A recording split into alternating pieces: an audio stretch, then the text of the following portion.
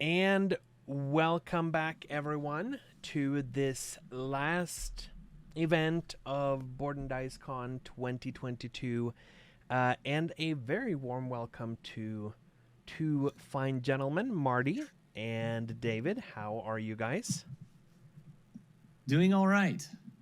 Doing pretty good here. I see that we're the last show. I don't know whether that is like a compliment. It is. Or is it? We're going to take it as a compliment and not it's like everybody else is going to bed. So this is our time slot. This isn't the ShamWow commercial like in the middle of the night sort of deal. Just got to fill up the space. We are the infomercial of B&D Con. Yeah, I wish I could give you a convincing argument why that's not true. But Rainer's probably a little tired right now. A little bit. The reality is the reason why this is last is because unless there's a game that I know for a fact will take a fixed amount of time, I don't dare put it in the middle of the schedule. So this one, although it shouldn't take us too long, don't have a firm grip on the exact time it will take us, especially because we have both of you guys here. So I mean, how's this? What are you trying to say? Are you saying we're AP? No, I'm saying we will have such a good time that we don't want it to end.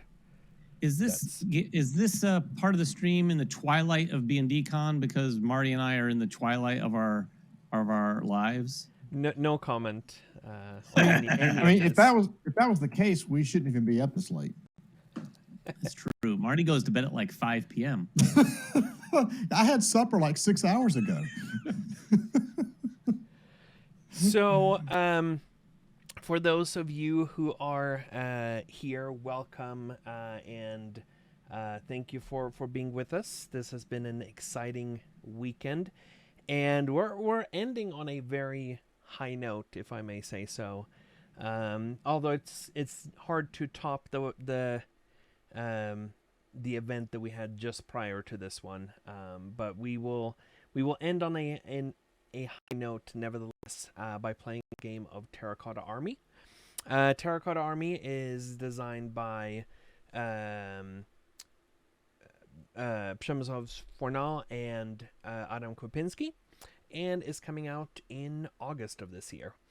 Of course, we are playing this on a digital in a digital platform and such, but everything that you see is mostly final. The artwork is final. We will have miniatures as a representation on the board and so forth. So this should give you a good idea. There are a couple of things. The pawns that you're seeing up here in the middle of the game board, those are going to look a little bit different in the final version, but everything else is, yeah, it will give you a good idea of how the game plays. Now, since these two gentlemen are experts on this game, I don't think we need to go over any rules or anything. We should just start playing right away, right? But I guess for the sake of the audience, we should still cover something, right? I think there's an audio. Right now, I don't hear either of you. Let me see if something happened here. No.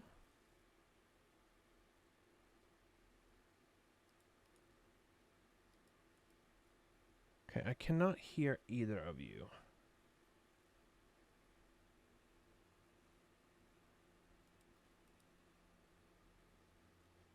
Okay.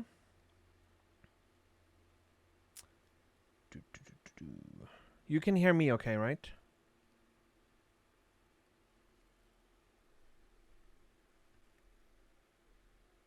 And I'm not muted here.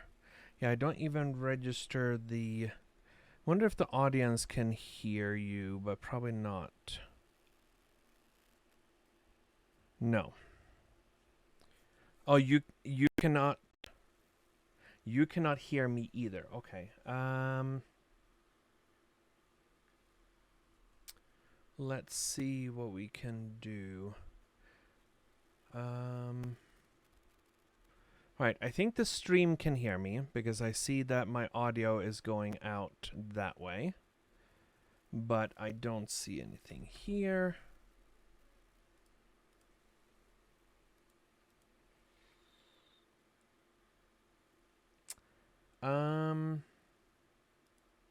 Well, this is interesting. All right, I'm going to switch off my audio to something else. All right, now can you hear me in the control room? No. Yeah, the chat can hear, but you cannot hear me in the control room still, right?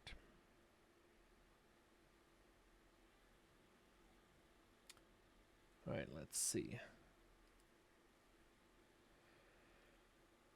I wonder.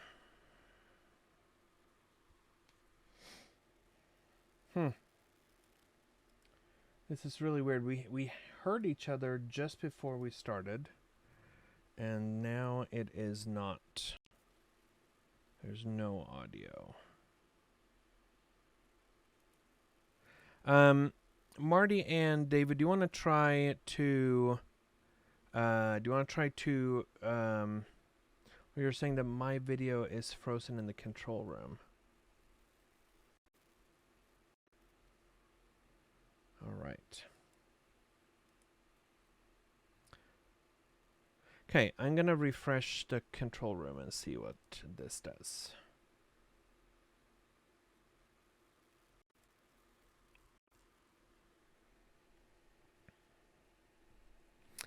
So, sorry about that, people, but we will figure this out.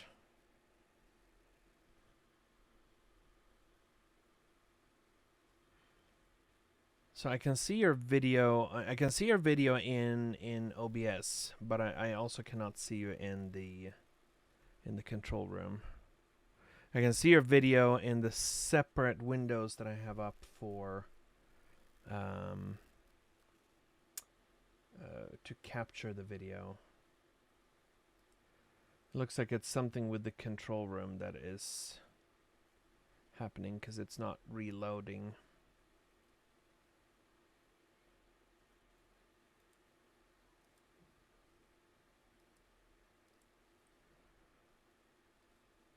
Well, while we are fixing some technical issues, I'm going to put us back onto the hold music, and we will be right back.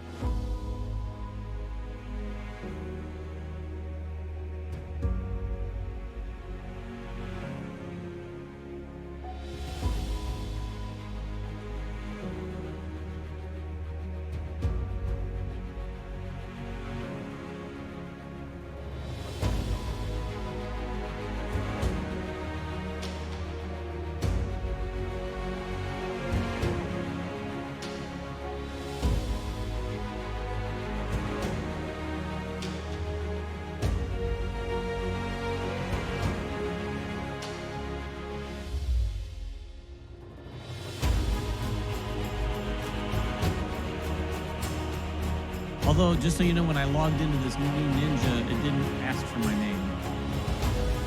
If that made probably.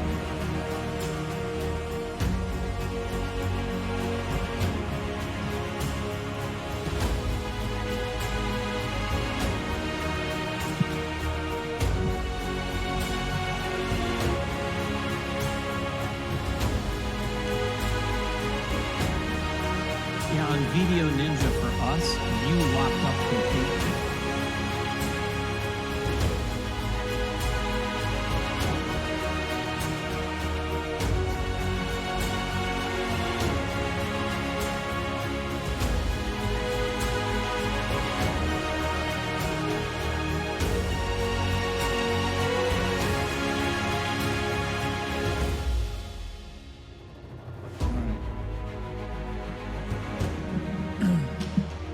Yes.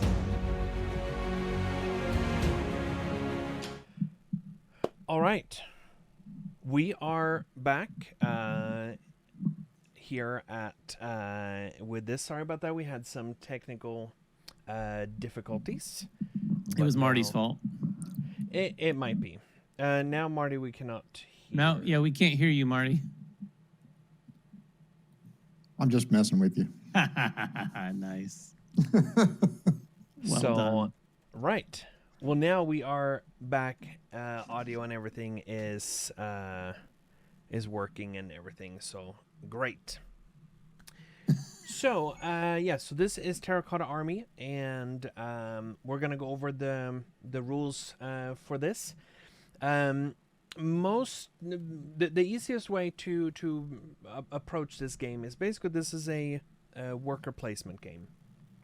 We have multiple workers. We have basically craftsmen, and those are our meeples. And everyone will start with. I need to look that up, by the way, how many we start with. But I think we start with 4 of them in a 3-player game.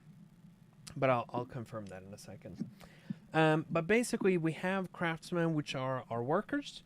And there is here in the upper right corner of the game board, there is an action wheel where we will be able to place our workers around it and perform different actions.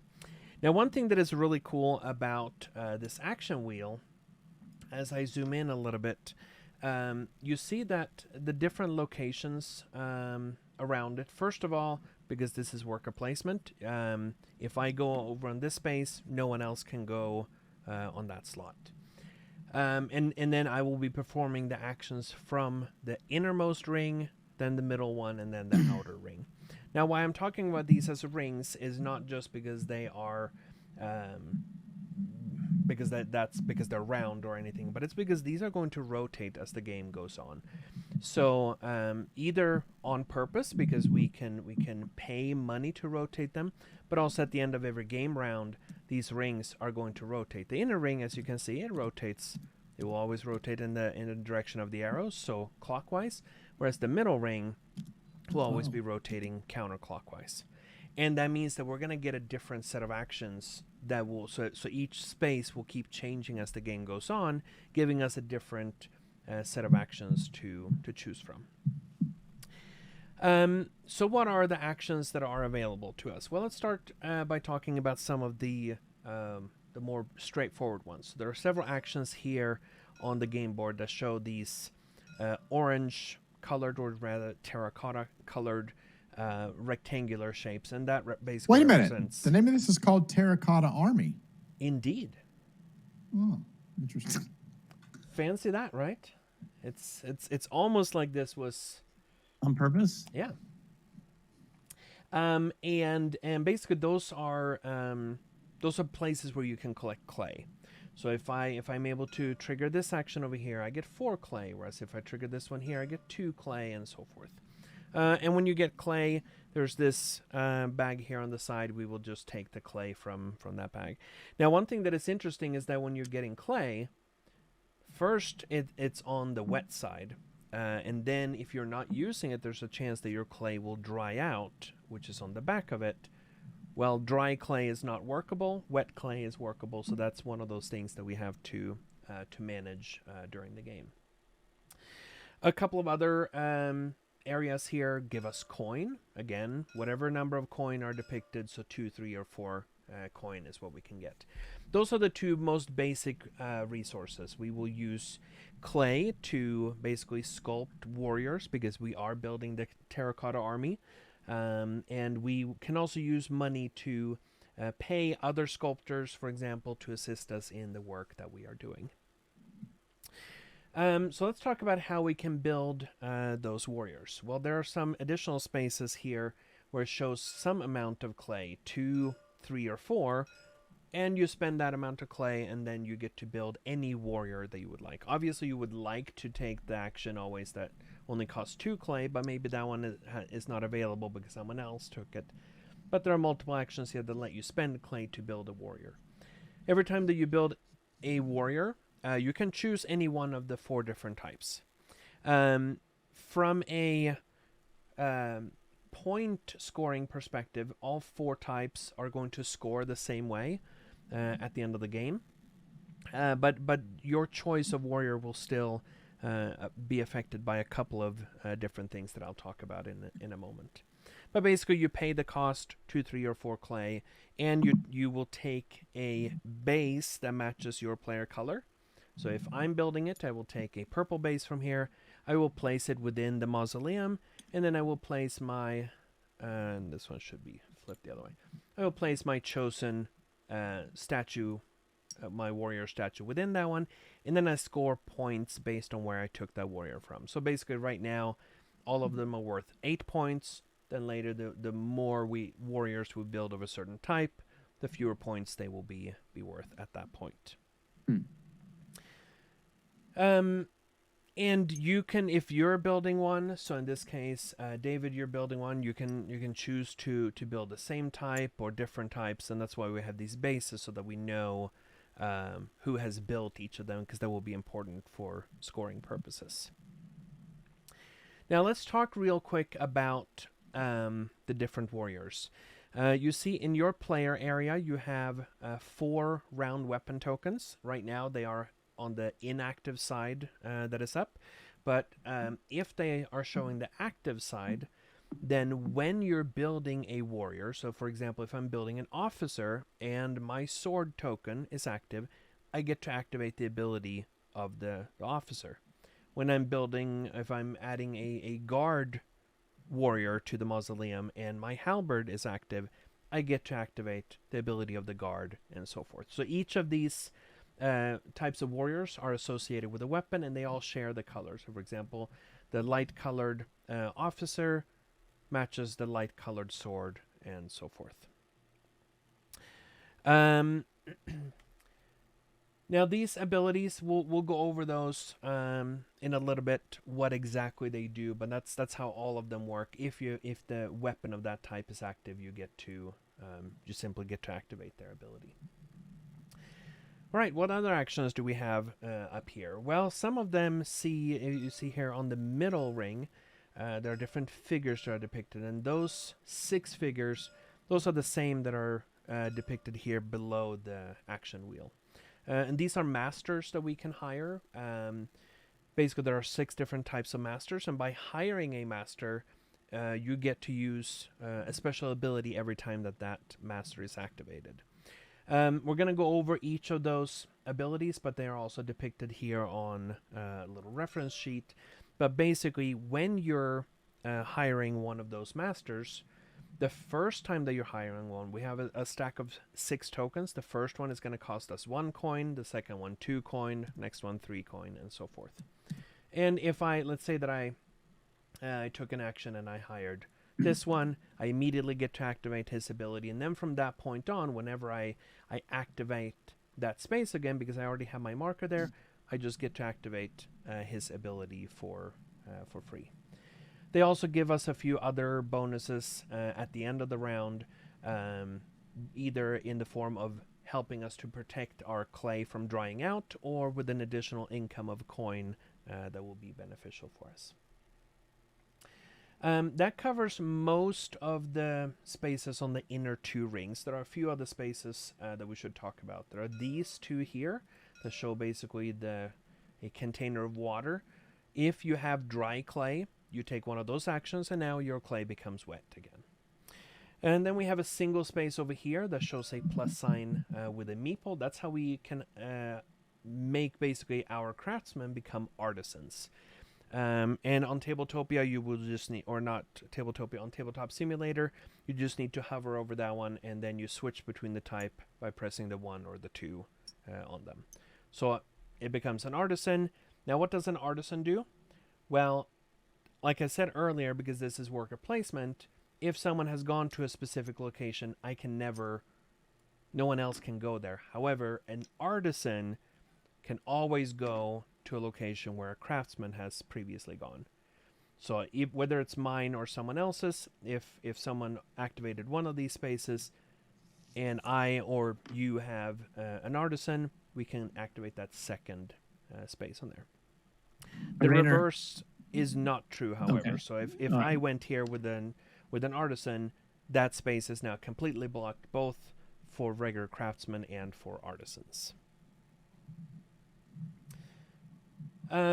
There's one space here on the middle wheel that shows a 1 token that basically allows you to claim the first player token. You're going to be the first player for the next round.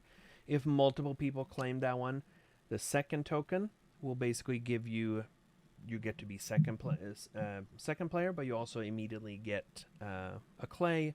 The third order token is going to give you 2 clay and so forth. Now, the spaces on the outer rings, there are 2 types of spaces there. And by the way, the outer ring never rotates because there's no need to. Some of these spaces, you see the weapon symbols. That basically means that you get to activate your weapon of that type. So if I've already used my sword, for example, and I take the action over here on the upper left side, I get to basically reactivate that one if it's not already active. The spaces that show basically the gray colored statues, that's where we can basically hire external craftsmen to craft these special statues. So there's a set of 4 different types, and there are 4 of each of them. To build one of those, I must have the corresponding weapon token active, and then I will pay 1 coin. So for example, let's say that I wanted to build this horse. I need to have my sword active. I pay 1 coin, and then I place the horse on the board. Now, each of those 4 types of special warriors, they have different abilities, and especially when it comes to the horse and so forth, you can rotate it in any direction that you want. The horse in particular, this 1 space, as you can see, it takes up 3 spaces. One of them is left empty, and that's where basically needs to be placed so that that space goes underneath a warrior that you have previously placed. So this would be a legal placement. And now the ability of the horse is that this guard, even though it's still just 1 guard, but it takes up 3 spaces. So the ability of the horse is that now my guard is just taking up more room in the mausoleum. And again, I'm going to go over the abilities of all of these in a moment. But that's basically the actions around this action wheel. Before you place one of your craftsmen or artisans, as it shows here in the middle, you can pay 2 coin to rotate one of the wheels in the direction of the arrows. So if you want to rotate the inner wheel, that would cost you 2 coin. If you want to rotate the middle one instead, that costs you 2 coin, and they go again in clockwise or counterclockwise. Clockwise rotation. Can I have a question real quick? Yeah. I noticed on the horse that you picked up, there's now a plus coin underneath it. Does that mean the next horse is an additional coin? Yep. So the first one is always just a weapon token and 1 coin, and then it gets progressively more expensive from that point Okay. on. Put that back, David. And just for purposes of Tabletop Simulator, rotating it clockwise, so the innermost one is the letter E, the outer one is Q, and even though it looks like it comes up and stuff, the inner one still stays, so it doesn't get rotated with that. Oh, okay.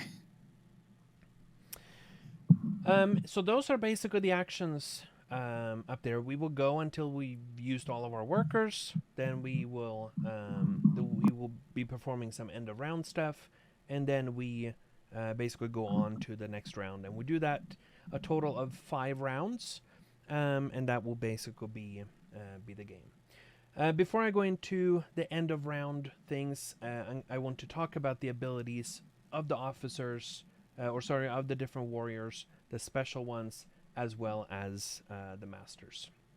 So if we zoom in here and we look at the different warriors. So first of all, the officer.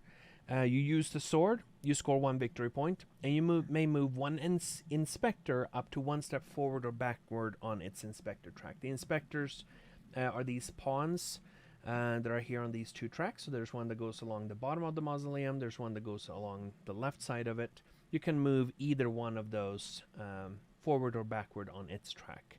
And I'll talk about what the inspectors do in a moment. The guard, you use a halberd, you score 3 victory points, and you may move one of your warriors, so that means any warrior that you built within the mausoleum, any number of spaces in a straight line through empty spaces. The reason why you may want to do that is repositioning it for scoring purposes and other benefits. Then we have the crossbowman. Use the crossbow to score a victory point for each empty space between that warrior and any statue in the same row or column. So that's a way that you want to place the crossbowman away from other types of warriors, and you score for whatever is the most beneficial for you, the number of empty spaces between that one and any other statue in the same row or column. And then finally, the soldier, you use a spear, and you score 1 victory point, and you take 2 coins. And all of these abilities, they can only be used the moment when you're building them, if you have the weapon token available. Now, if the weapon token is not active, you can still build them, or even if you have the weapon token available, you don't have to activate their ability, but you cannot choose to do so on a later turn. It's only when this one is built and added to the mausoleum that you can activate its ability. All right, let's look at these special ones. So first of all, I should mention, because these, they don't require any bases. That means that none of them are really owned by a particular player, with the exception of the horse. The horse will take on basically whoever built it, because you place your miniature on it. That will be the owner of that horse. And again, the only ability of the horse is that it takes up 3 spaces. It still counts as 1 warrior of its type for purposes of scoring. It's just that it takes up more space, which will increase your ability to score. The footman will only score at the end of the game. So when the footman is placed, it doesn't do anything until the very end of the game. And basically now we will look at whoever has the most warriors around that footman will score 8 victory points, and everyone else who has presence will score 2 victory points. This is a good time to talk about the 2 terms that you see there, domination and presence. Presence is anyone that has at least 1 warrior. If all of us have 1 warrior around the footman, well, then we all have presence. Domination means that you have a clear majority. So if all of us have 1, we all have presence, but no one has domination. If Marty, for example, you have 2 of yours, and David and I both have 1. Marty, you have domination. David and I have presence. If you have domination, you don't score for presence.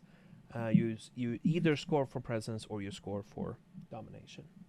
So domination is just among the people there having Correct. the most. It's not beating, like Marty doesn't have to beat us combined. Correct. Okay. The kneeling archer. This one will basically help boost the ability of a warrior that it's facing against. If you look at the base of that one, you can see how it has one side that is a little bit wider. That means that if we're going to take this footman as an example, if the footman was scoring now at the end of the game from being placed here, so both David and I, we have one warrior around that one. The fact that I have a horse that takes up 3 spaces, it still only counts as 1. So right now, neither of us would score for domination, but we would both score for presence. But then let's say that you had, David, you had this kneeling archer, because it's facing now your guard. Now, even though we are tied, the kneeling archer helps you win that tie. So that's the only purpose of this one, is to break a tie. It doesn't count as an extra. You don't count as having 2. I see. But you break the tie for purposes of scoring. And then the last one, which is the musician. During each scoring phase, and there is a scoring phase at the end of each round, you will get 1 victory point for each of your warriors that is sharing a row or column with the musician. This is why it might be helpful to have the horse, for example, because it will extend in one direction and it will increase your ability to score for abilities such as the musician, even if your initial warrior was not placed in the same row or column as the musician. Any questions so far about the abilities of the warriors or of these special statues that you can? I have a quick question on my reading of the kneeling archer. Yep. If you can look up here, if he was right here, does it not also count as a warrior? The text says counts as a warrior. So would it be presence with this? So unless that's something that has changed recently, it should not say that it counts as a warrior. But I will look at that before we actually start playing. All right. Also, on placement in general, were there any like placement rules? Do I have to place next to other statues or anything like that? You have to place within the 7x9 grid of the mausoleum. Okay. And you cannot go on a space where someone else is already at. Otherwise, sure, you have complete freedom. All right. All right. Let's talk about the different masters. First of all, let's look at the cleanup phase bonus. All of the ones on the left side, they will give you an income of 1 coin. So during every cleanup phase, which happens at the end of every round, if you have any of the ones on the left side, and they're both on the left side on this little player aid as well as on the game board, you will get a coin for each of those at the end of or during the cleanup phase. The ones on the right side, their cleanup phase bonus is that you protect one of your wet clay. Basically, you prevent it from flipping to its dry side. It doesn't give you a wet clay or anything. It doesn't do anything to clay that is already dry. It simply helps you to prevent wet clay that you're saving from one round to the next from going dry. Now, each of them have an ability, and this ability can be activated both when you're hiring the master and each time that you trigger that space again. So if I've already hired the master builder previously, then I can just activate its ability for free from that point on.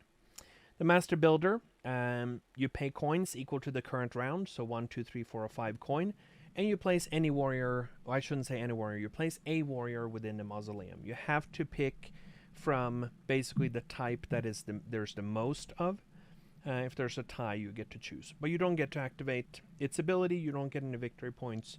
You're basically just paying to get a warrior placed in there, but there are no other benefits. You cannot use a weapon to use its ability, and you don't score any victory points for it. The Master Administrator, when you activate its ability, the ability there is basically that you get to again trigger the inner action.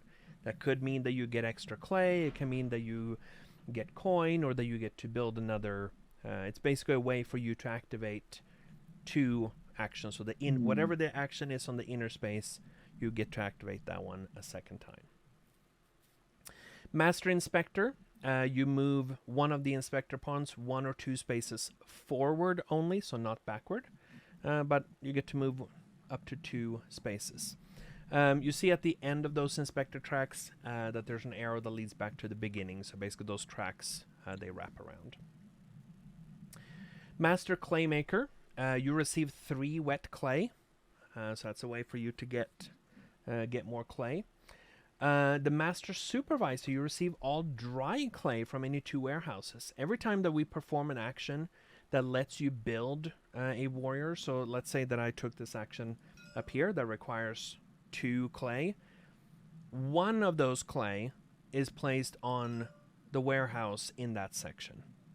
And it's always placed on the dry side. There's a little bit of leftover clay basically that can be used in the future. So if I did it on this that cost 4 clay to build a warrior, still only one of them gets placed here and the other ones are discarded. So when you are activating the Master Supervisor, you claim all of the dry clay from up to 2 warehouses, and then you can later take an action to wet your clay again. And then finally, the Master Blacksmith, you get to ready all of your weapons all at once. So those are the abilities of the Masters and the different types of warriors and so forth. So let's talk about what happens at the end of the round. Well, first of all, we are going to evaluate a couple of things on the game board. We're going to evaluate the position of these inspectors. So we're going to evaluate the position where this left one is at, then we're going to do the one below, and then they will advance. So they're always going to advance at least 1 space at the end of every round. Now you see the points that are depicted here next to those tracks. Basically, we check that row or column, depending on which inspector we're evaluating, and we check for dominance. If any player is dominant, they receive 7 points. Every player that has presence gets 3 points. So we will evaluate both the one on the left side and the one below it. We will also evaluate the ability of the musician. Again, during the scoring phase, if you have any warrior in the same row or column, you get 1 victory point for each of them. And then we will resolve or evaluate the end of round bonus tiles. So there's going to be... come on. Okay. There's going to be a tile over here. Oops. And it will basically depict some aspect of the game that we are that we'll be evaluating. So putting out 5 of these. So during the first round, and in this case, the first one is we're evaluating the crossbowmen. So we will look at the player that has the most crossbowmen. Basically, if you have domination based on how many crossbowmen you have anywhere within the mausoleum, you get 5 points. And any player that has at least one of them will score for presence 2 victory points. Then in the second round, we're going to evaluate the bottom left quadrant. That quadrant does not include that center line. So basically, the bottom left quadrant of the mausoleum are those 3x4 spaces. We will look at whoever has domination, so the most warriors of any type will score 7 points, and for presence, 3 victory points if you have at least 1 warrior in that section. Third round, we are going to score for domination of the number of soldiers that we have. Fourth round, based on coin, and during the final round, we will score only that middle column, so the lighter colored column, and we score again for domination and presence there, 13 and 6 points respectively. And then that's basically it. At the end of the game, we will get additional victory points for leftover coins and such that we have. I will look up exactly how much that is, but otherwise that's the game. Oh yes, and we also score the footman at the end of the game based on domination or presence around that footman, 8 or 2 victory points. And we will also, at the end of the game only, you will score 2 victory points if you have basically the kneeling archer that is boosting one of your so for each one of those guys, it's boosting one of your warriors. Yep. 2 points. All right. That is correct. Any questions so far? I probably missed this, but up on the wheels, the little weapon icons, that's refreshing them? Yep. Okay. That is correct. All right. Now, there was one thing that you mentioned, and I said that I was going to look that up at the end, but now I don't remember what that was. It counts as Yes. And Somebody I'm in the chat said it.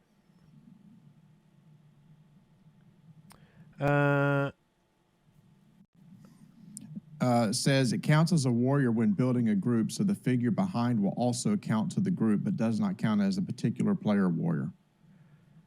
Okay.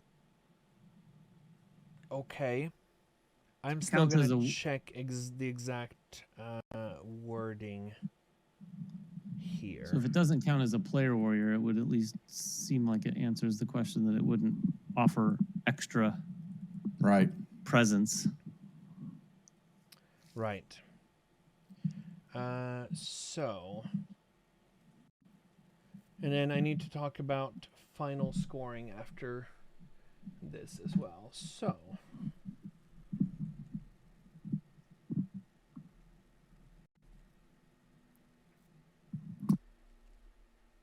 okay, yes, specialist and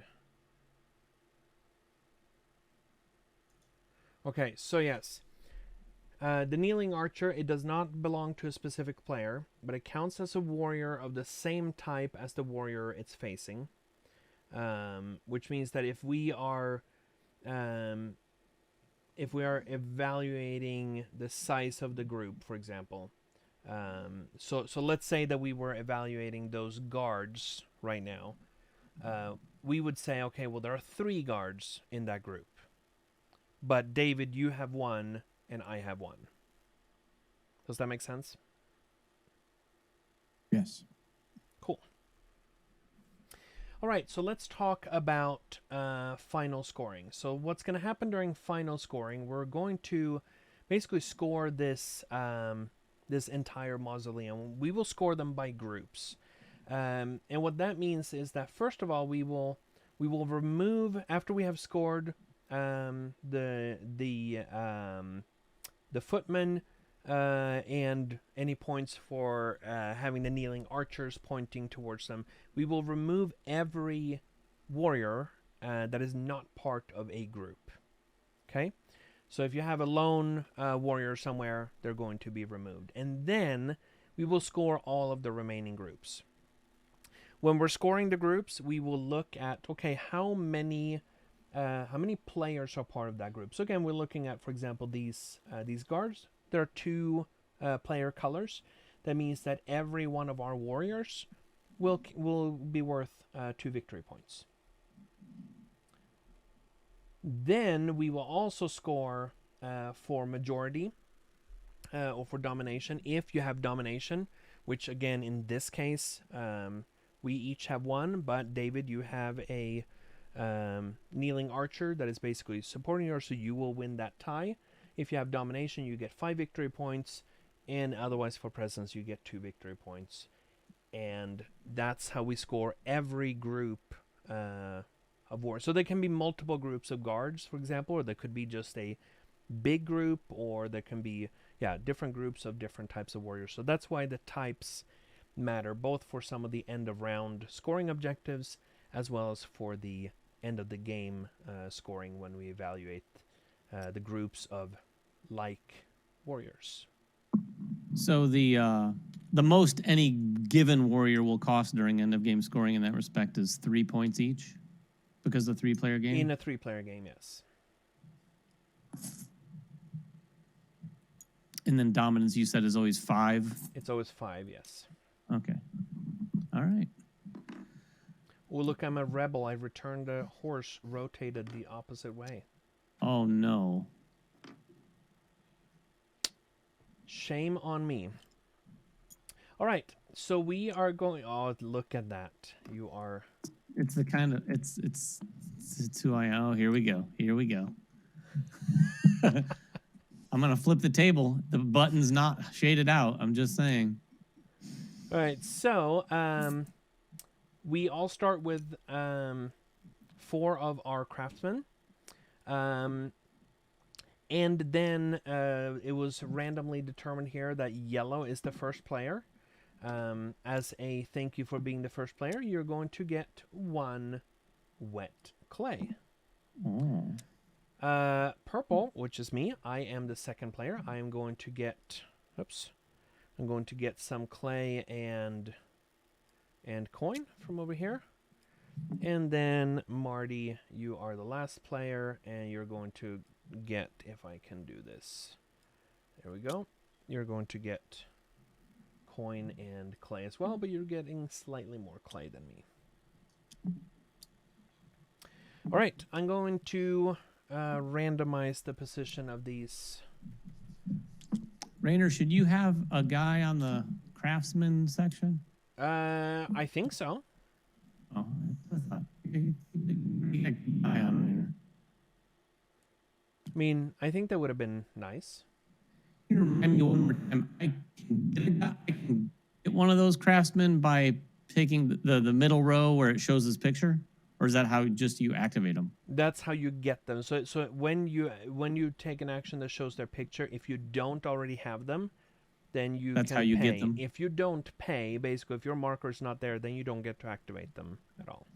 I see. So otherwise, you activate them. Chat is saying everybody should get 3 coins at the start. Yes, in addition to the stuff that we are getting.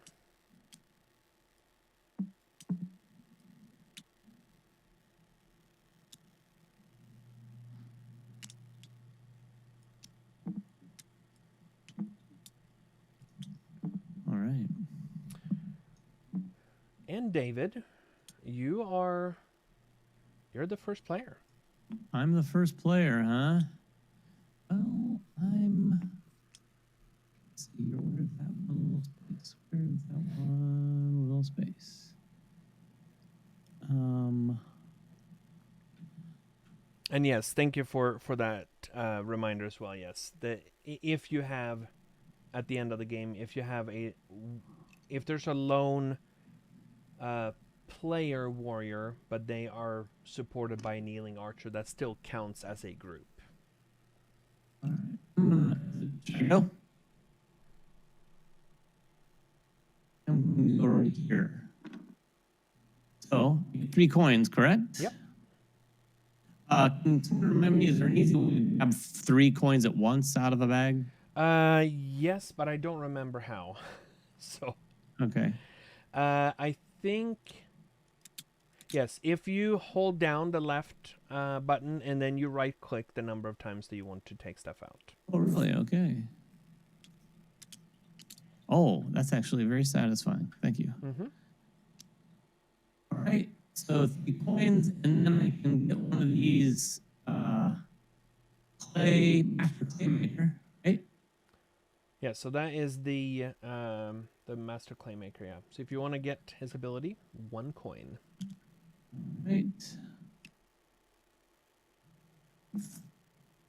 There, right? And you immediately get 3 clay from that. By the way, I don't know if the chat is hearing it as well, but your sound is cutting in and out a little bit. Let me see if My sound? Your sound. It was, yep.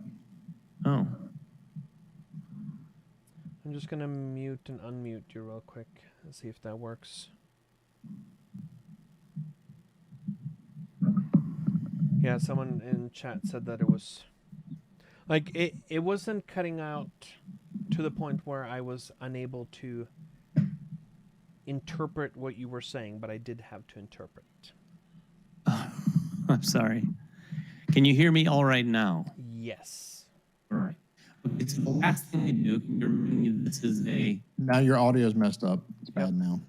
So right when you said that, can we hear you, it was sounded perfectly. And then the next thing that you said, it was... I'm going to try to change my levels. Does it help if I lower the level? It was more so the fact that it sounded like there was like a fading effect on your audio, like it was being as if, let's say that someone was rapidly turning it down to silent. So all right, how is that? it sounds great for now, at least. For now. Yep. For now, I'll try to speak at a normal tone. Mm. So can you remind me, what is the last ability that I'm taking? That is where there? you can basically pay to get these ones out, but you don't have any active weapon tokens, so you will not be able to do that. One thing, by the way, that I failed to mention is that let's say that you didn't want to hire this. Oops, I accidentally grabbed the. Let's say that you didn't want to hire that that master, right? I don't have to. Or any other action on the 2 inner rings. You can always decide to take 1 clay or 1 coin instead. The outer rings, you either take that action or you skip it. Okay. All right, well, I think I'm done then. All right, I am going to place one of mine. Why not? I'm going to come over here. So that will give me I knew you were doing an artisan, and I will get 2 clay. And then I get to activate my spear. And that is my turn.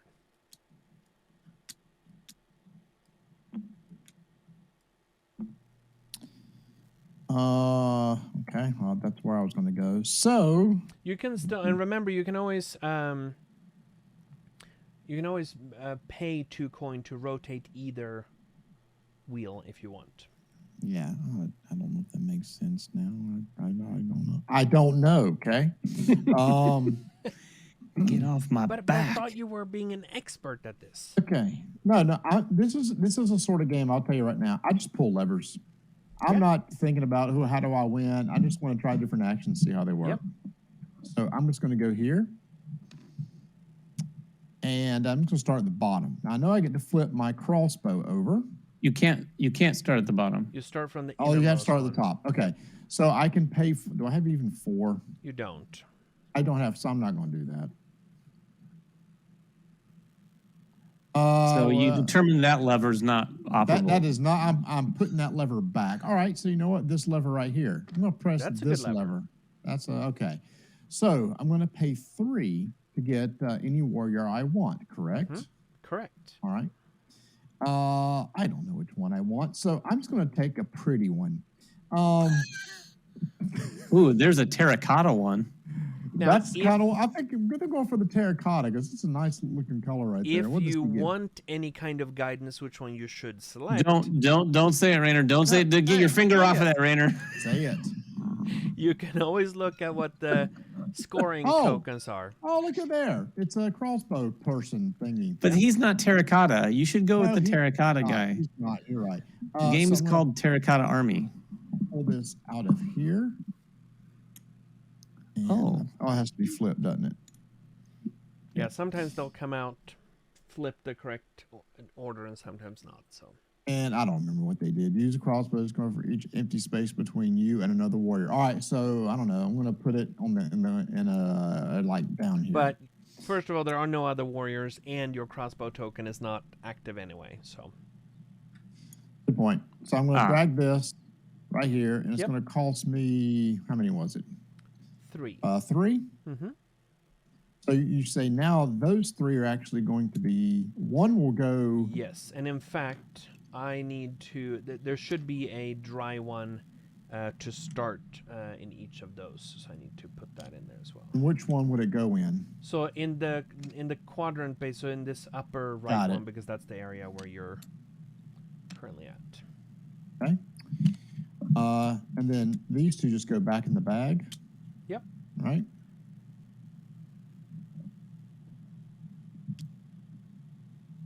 Thank you. The chat was saying the same thing as well. And okay, so now that was the action at the top. I've paid 3. I've placed 1. I will now get 2 coin. Yep, and I gave you the 8 points that you got for building one. So lead, Marty.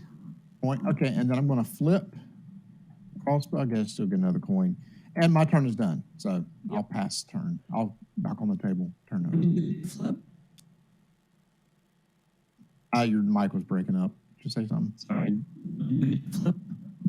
Your mic's still breaking up. Oh my gosh. And the funny thing, every time that you're testing it, it sounds great. Like right after when you said, Check. "Oh my gosh," then that sounded good. I flipped the wrong one. Now the correct one has been flipped. Okay, now I'm done. That was my halberd. I apologize. Well, it's not a good thing you don't do like a video channel or anything like that. Otherwise, it's not that big of a deal. Right. This is audio. Back to me. Mm-hmm. All right. You look great, but sound awful. Just saying. Hey, that's all that matters. I'm gonna spend $2. Do it. Oops. I think you should spend all your money right now. There's my $2 Mm-hmm. to rotate a wheel. Yep. My $2. And do I just hover over and hit Q or Q E? if you're Or... doing the middle one, E if you're doing the inner one. Well, look All at right. that. I'm gonna do that. I'm gonna take Captain and put him right here. So then the first thing I just hover over my person. He said something. I don't know what it was. Oh, but You it was hover brother. over something. one of them and push the number 2. That changes its type to from a craftsman to an artisan. Yes. Should I try to change my audio? Maybe after your turn. Okay, I'll do that. All right, my artisan, and now I can spend $2. Yep, 2 to basically get another one of yours as an artisan. Oh, is that what that does? That one lets you repeat the interaction. So whatever the Which one was interaction that? is, you get to do it again. Money's not going in the bag anymore. Oh, I see. The master administrator. Oh, okay. Wow. That's pretty slick. Game's broke.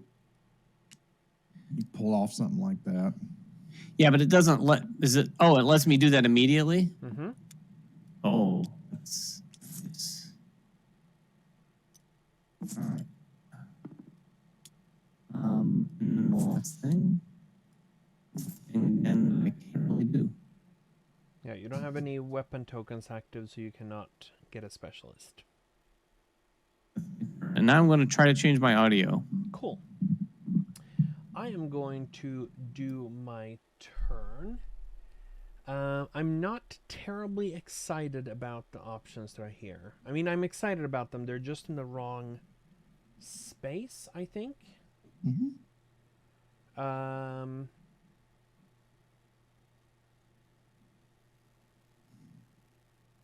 But maybe I can do that. That wouldn't be too bad.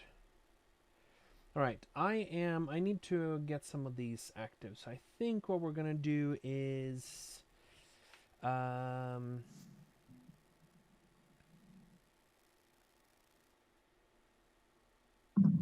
you know what? How does this sound?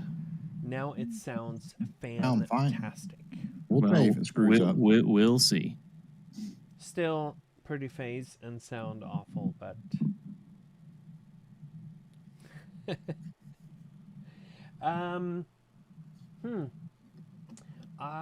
I really want to activate. I mean, I want to get some of these masters, but maybe I'll just do this for now. Okay, so I'm gonna go and activate this space here. Would you stop taking the one? Oh my gosh. The past two. Okay, I know. I'm taking first player is what I'm doing. And so I'm doing that, and I'm taking 2 clay, and I get to activate my crossbow, and that's it. I gotta say, Rainer, you guys never fail to come up with mechanisms that I find unique and interesting. I don't know that I've ever played a worker placement game that had this thing going on like this. Well, good. Where you're building the 3 actions like that is kind of cool. Happy to hear it. I'm not going to say that that was our doing, but rather the doing of the designers. But thank you nonetheless. Yes, but you hired those designers, so We like. I mean, this is one of the reasons why we picked up this game, right? Is because that action selection mechanism is really clever. Worker placement and the ability to upgrade workers to be a bigger size and they are more powerful, whatever, that's been done. But this is cool, and it also fits. I mean, we have other action wheels, right? We have the one in Tekenu, which is a wheel with different workers, but this one is different. So, all right. So I'm going to get 4 yep, tiles.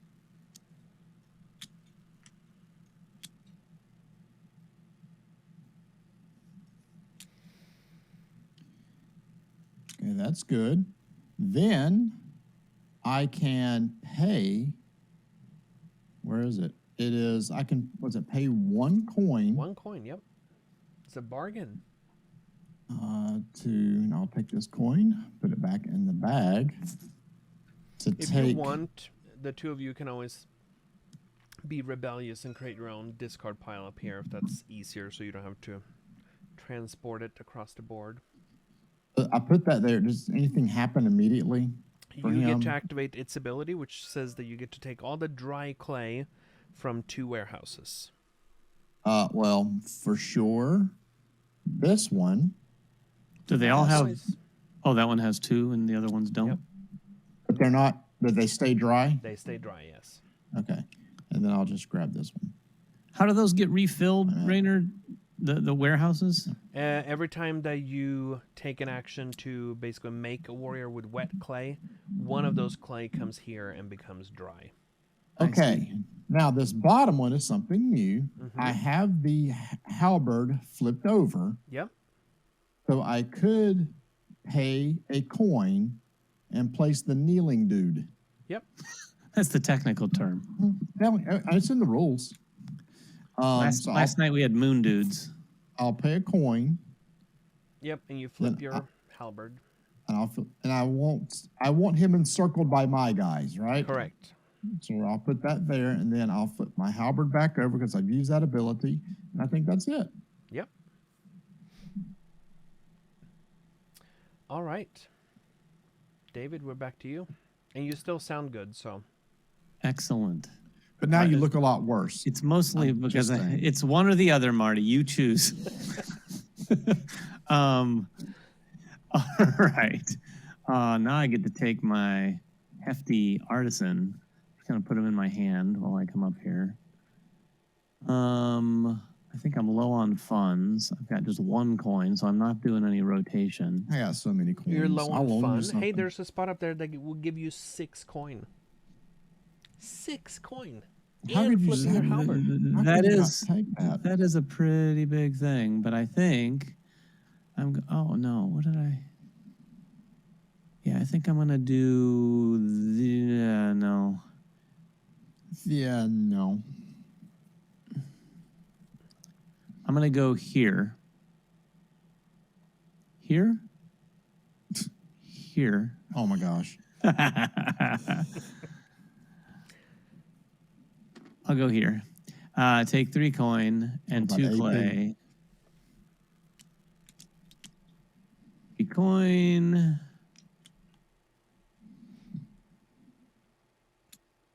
2 clay. And then I get to flip over my crossbow. Yep. And that is all. And I'm going to go over here. I get to buy one for just 2 clay. That is so cheap. And one of them goes up here. And the type of warrior that I'm going to place out is going to be, and I'm going to put it up here. That seems like a good spot. We're going to place out a crossbowman. And that will give me 7 points. 7. And because I do have my crossbow token active, I can flip it. And I get to do this ability here that says that I will score 1 victory point for each empty space between this one and any other statue in the same row. Oh, that is an additional 6 victory points. So thematically, super cool moment right there. I just got to say, the crossbowman shooting an arrow from across the mausoleum. Yeah, that felt good. I thank you for placing it at the bottom. Now, I also get to activate. I get 2 coin, and I get to activate the outer ability where I can basically hire someone. And I think I will hire someone to make me a musician, because musicians are cool. I mean, So I will spend my my spear and 1 coin, and this musician I will place it. How about right here? how about it? And that's my turn. All How right. does... Go ahead, Marty. Did you have something important to say? I was going to ask, the crossbowman, does he shoot the nearest statue or... The nearest statue, yes. Okay, fair enough. By the way, someone brought up a good point. We're not going to worry about that right now, but basically the when you're up, basically when you're getting your artisan, that's the one that is placed there. So I will resize the one that I had there and bring this one back. But thank you for bringing that up. So technically, David, your last one should not be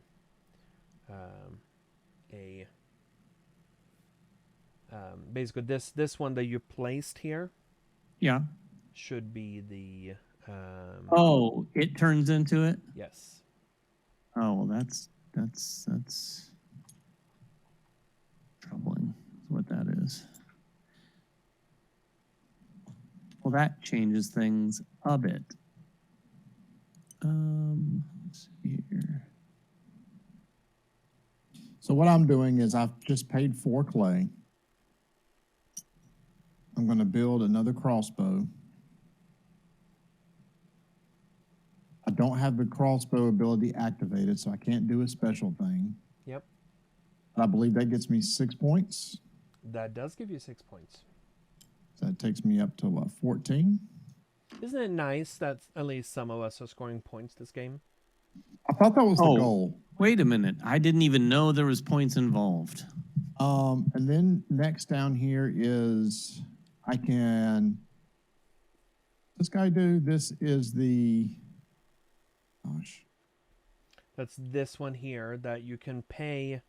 You can basically pay to put out another warrior. You don't get any points for it or anything, but you it's like you're buying. Yeah, you're buying statues, not building them. Correct.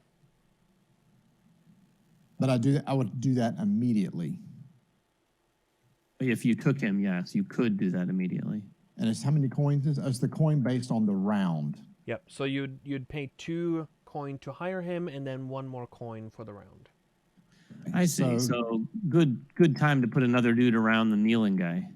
Yeah. So I'm actually going to do that. Actually, yes, that is good in general. I'm going to drop in 3. Mm-hmm. Take this next guy off the top. Drop him right there. Yep. So I've 2 to place it. Then I'm paying 1, and I'm kind of looking ahead here. The only thing is you cannot do the crossbowman because it has to be of a type that there's more of. Yeah, I'm taking the spearman. Yep. I will lift this one up so that you can put your thing under it. I'll put it right here.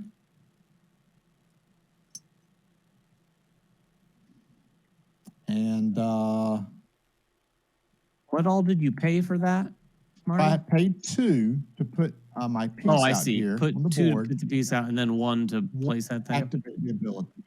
So okay. I've done the top one. I've done the next one. The next one allows me to flip my crossbow token over, and then my turn is done. Nice. Back to me, huh? Mm-hmm. Quick question. When you spend money to rotate, you're rotating just 1? Yep. Okay. I was hoping you'd say unlimited, but that's okay.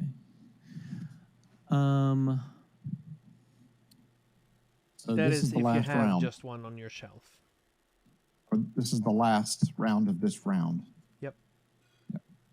Last round of this round. So I've got to go there or there.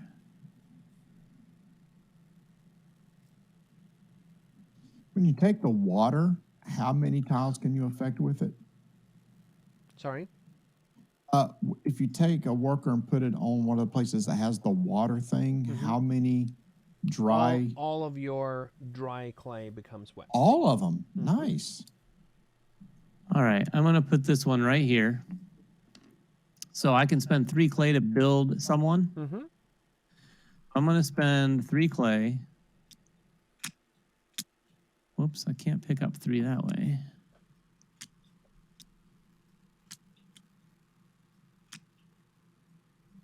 I'm going to put this right up here, Marty. Okay. And one of 3 them clay will go up to that warehouse.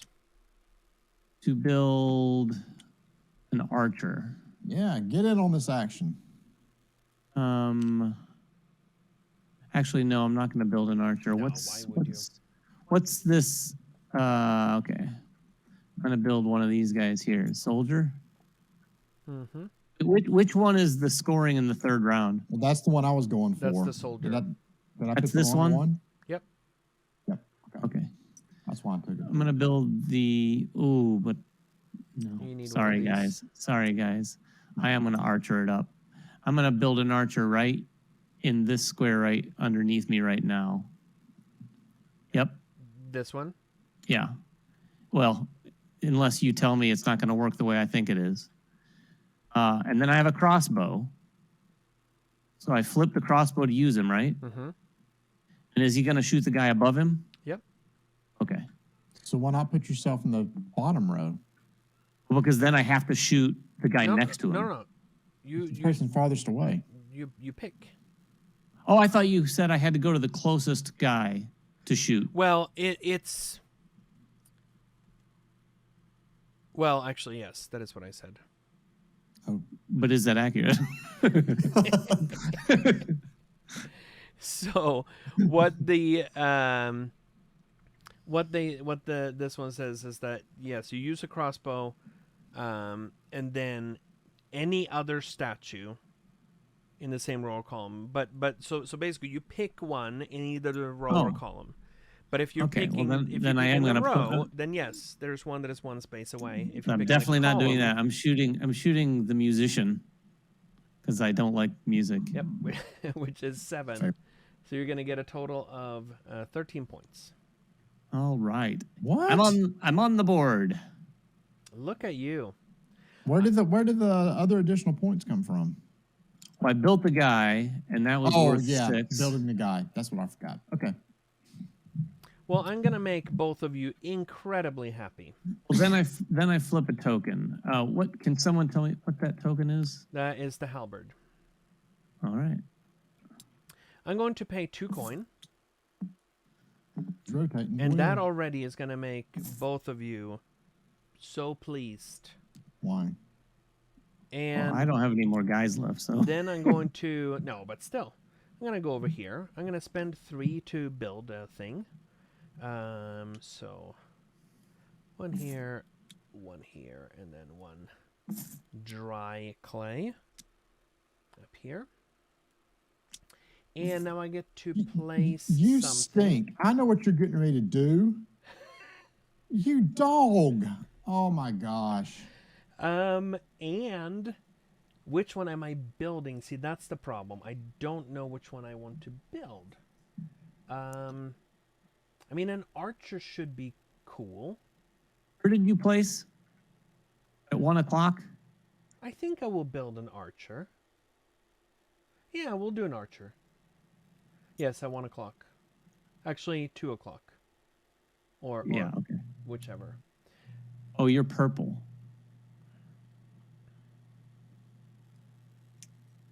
I don't... No, actually, I don't want to do there. That's silly. I'm going to do it...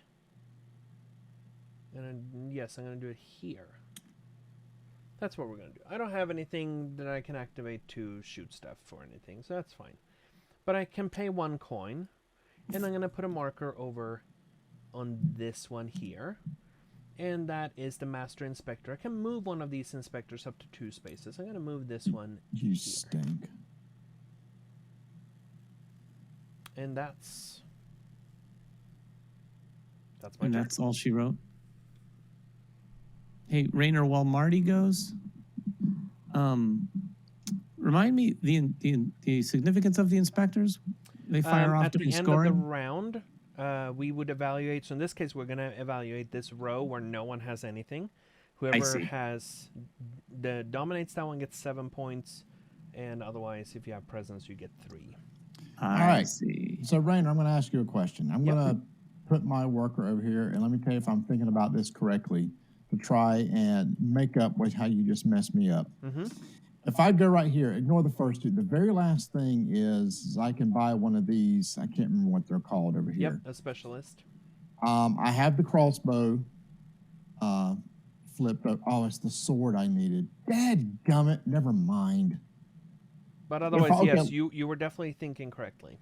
If I had the sword and could put the horse so that the horse would be under this crossbowman and Yep. going vertically, when he would be in the row of the inspector, would I then get those points? Yep, that's correct. You just don't have the sword for it. I think I had the sword. Although, how much coin do you have? Oh, you don't have enough coin. Then never mind, because this ability over there lets you activate this guy, which flips all of your weapons to the active side. But you would need to pay 3 coin for it. Yeah. Okay, so let me look around the board. I don't think there's a spot I can go that can give me that. Actually, there's not many spots I can go. I'm really down to 2 places. You speak truth. Yeah. All right, so then I am going to leave it here. So the first thing is I can flip all these guys back over to their wet side. They're going to get, most of them except for one is going to go dry again. But Oh, really? yep, at the end of the round. I can't do the next one, so I can get a coin or a clay. Yep. So no need to get a clay. I'll grab a coin. And then the last one is I can't do. Correct. I mean, technically, you could put down a kneeling archer if you wanted to, because you have your crossbow. That's true. And the purpose of that was to help give dominance at some point in time. It will basically help you break ties. Yeah, okay, that's right. I'm not going to do that. All right. So I'm done. All right, so we're going to evaluate things. We're going to look at that inspector on the left side, and no one will score anything, and then he moves 1 space forward. We're going to look at the column of that inspector below the mausoleum. No one is there, and then he moves forward 1 space. We're going to score for the musician. For every warrior you have within the same row or column. So David, you're going to get 1 point, and I will get 2 points.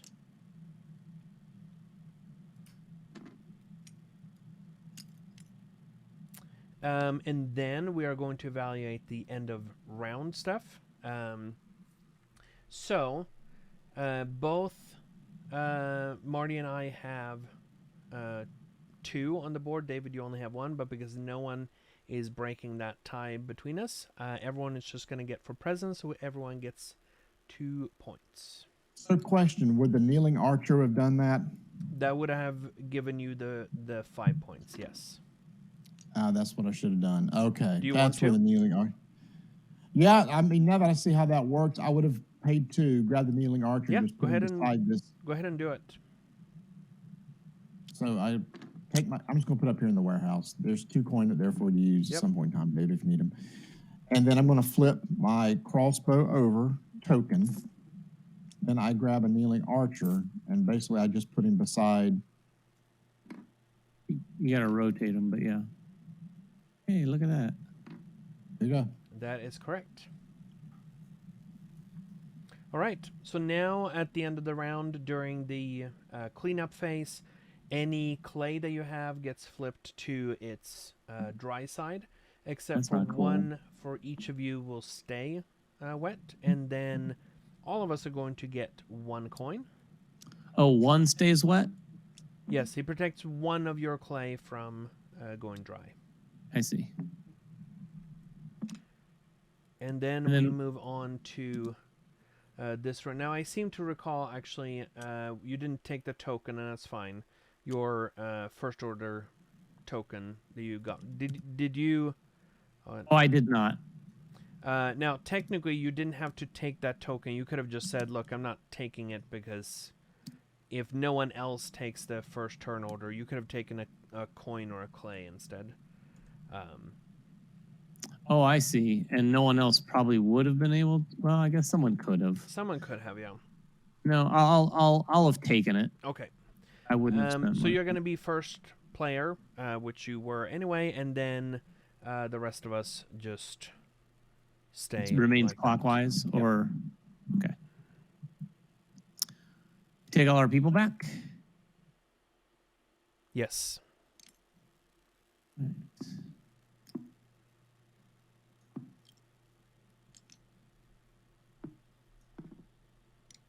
I'm just going to put my guys over here, off to the side where they're a little bit easier to move. And now both of these wheels rotate, so that one's going to rotate here, and now we are in the next round. Oh, well.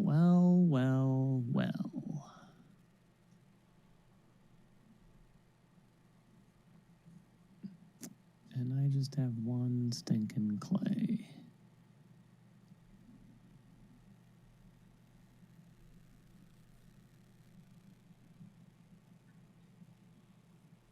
I will go here.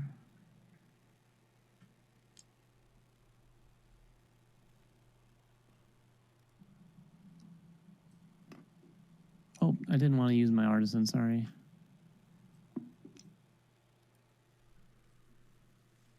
There, take 4 clay.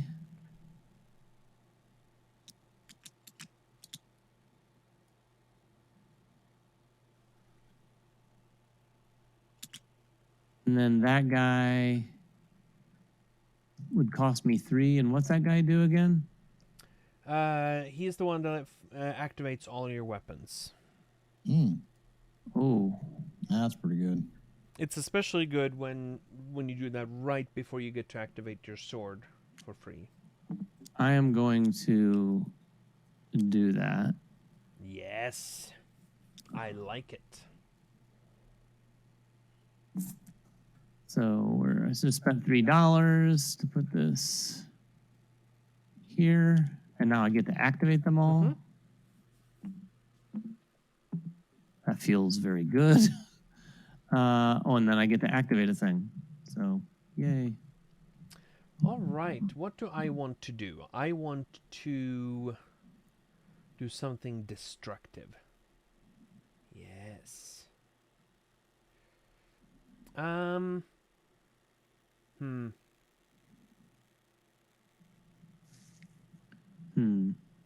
I mean, this seems like the thing to do. So I'm definitely going to use my artisan over here to get 4 clay.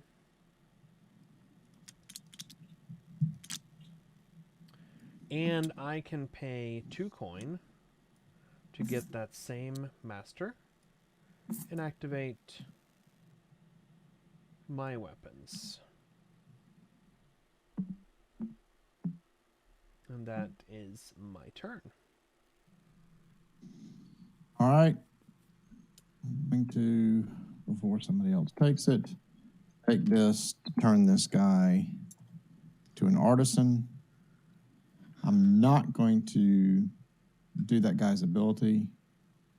So you can take a coin or a clay. Yeah, I'm going to take this. And then I'm going to flip over the crossbow, and I'm done. Would you take, a coin or a clay? Took a coin. Nice. My turn? Mm-hmm. And you said this right here waters all my dry clay? Yep. Okay, let me see something here. Oh, we got 2.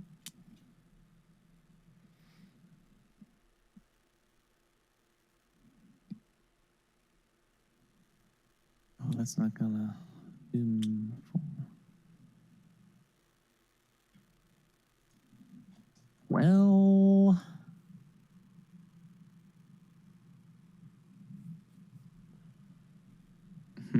where's another watering can?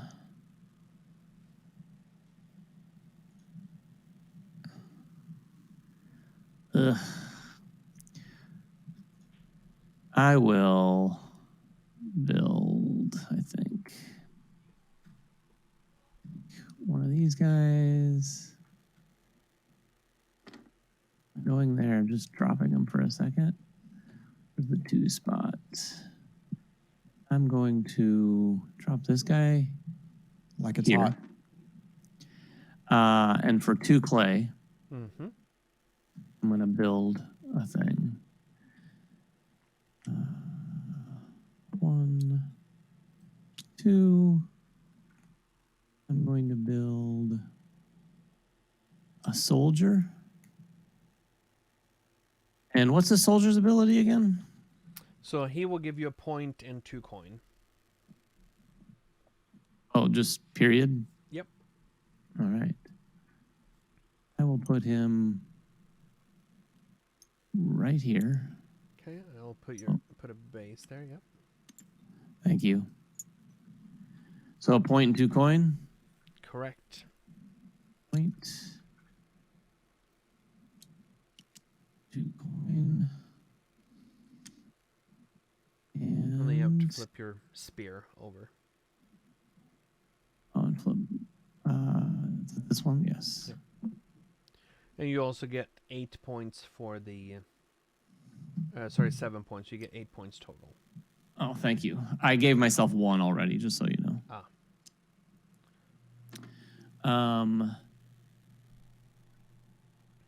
And then I get 2 more coin.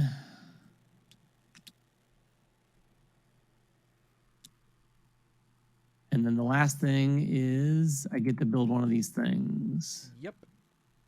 And I am going to... I want to build a horse, but I have a question. If I build a horse underneath the soldier that I just built, Rainer, and the horse's butt is in that middle column, is that horse's butt going to help me in the final round of scoring? Yes, it is. All right. It's also going to help you be around that, around the footman. It's also going to help you. All right. That will basically connect him to the other soldier and stuff. So I'll move your. Perfect. Look at and that. That's going to cost me a sword. Yep, and a coin. And a coin.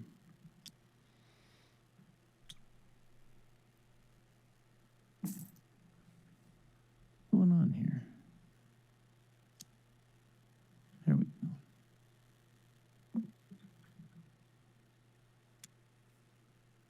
go. Well.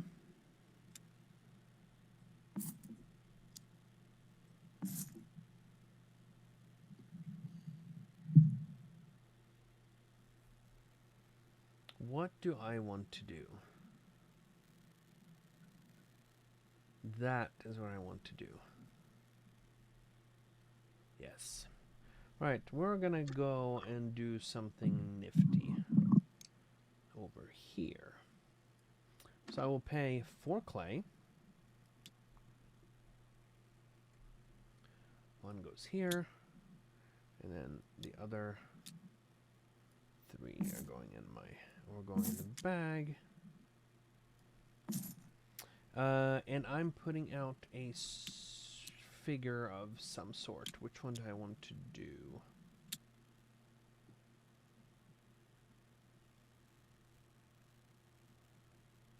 Yeah, that seems like a good thing.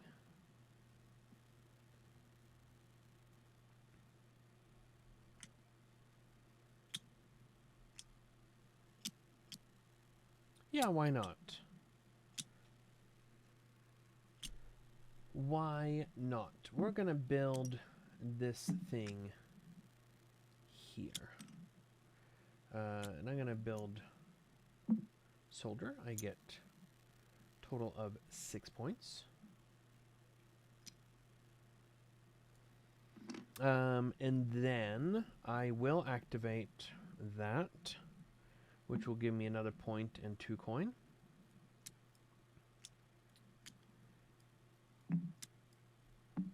And then I will get 2 clay, which I am pleased with. And the final thing that I can do is I can build one of those specialists. And I think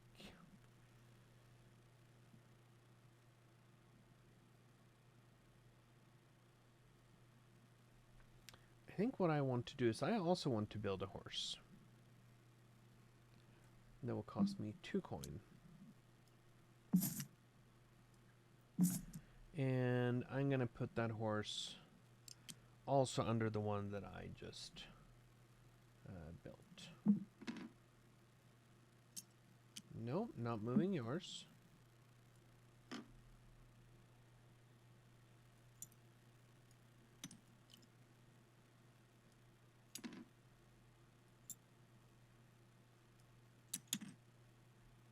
Right, that is my turn. Is that still just one presence in that column, but you're blocking up some spaces? Yep. I see. All right, I'm going to go right here. I feel like Marty is complaining about my moves far less this round than last round. Well, no, I mean, I'm getting skunked here. I'm just pulling levers. So I am... I flipped all my dry stuff over. I will go up to the first position on the player order. Yep. So don't move yours yet. Just take this okay. token. Got it. And so that resolves those 2, and then I'll flip over the halberd, and I'm done. Oh. Well, I'm not doing very efficient turns, so I'm just, you guys are scoring points. I'm just flipping crap over. I'm just surprised that David decided to all of a sudden score points, because that was not on the agenda earlier. I thought I would change things up a little bit. There's no way to... That's not gonna do me any good. There is no way. Two more guys. Is there a place that has... It's all just 2 clay. Okay, here's what I'm going to do. No, that's... Ugh.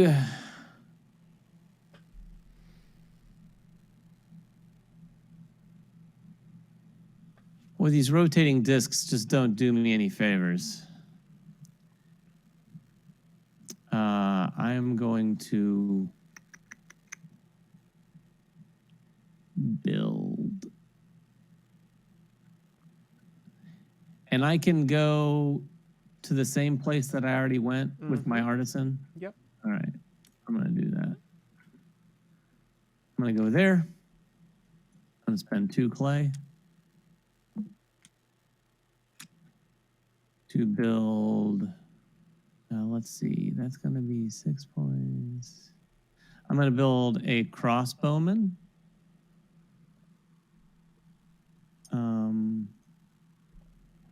Right here. See if I can get my own thing out this time. Now you know that crossbowman is detached from your other one for purposes of being in the same group for scoring. At the end of the game? Mm-hmm. I do. I don't know if that's... So it might be dumb, but I'm doing that anyway. So that's 5 points plus 1, 2, 3, 4, 5, 6 more? 5. If I shoot the musician again? Spaces. Oh, it's empty spaces. So 10 points total? Mm-hmm.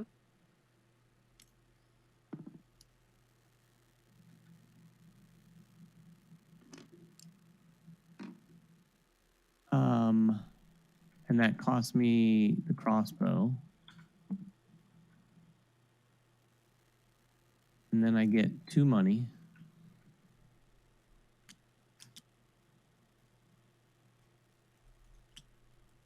And then the only thing I could do, because I only have the weapon, the halberd. The halberd is what? Oh, that's another one of those sitting guys?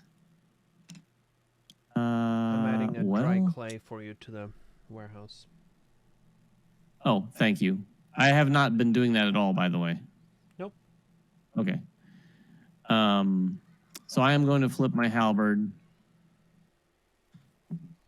and build this guy for, that's going to be 2 coins. Mm-hmm.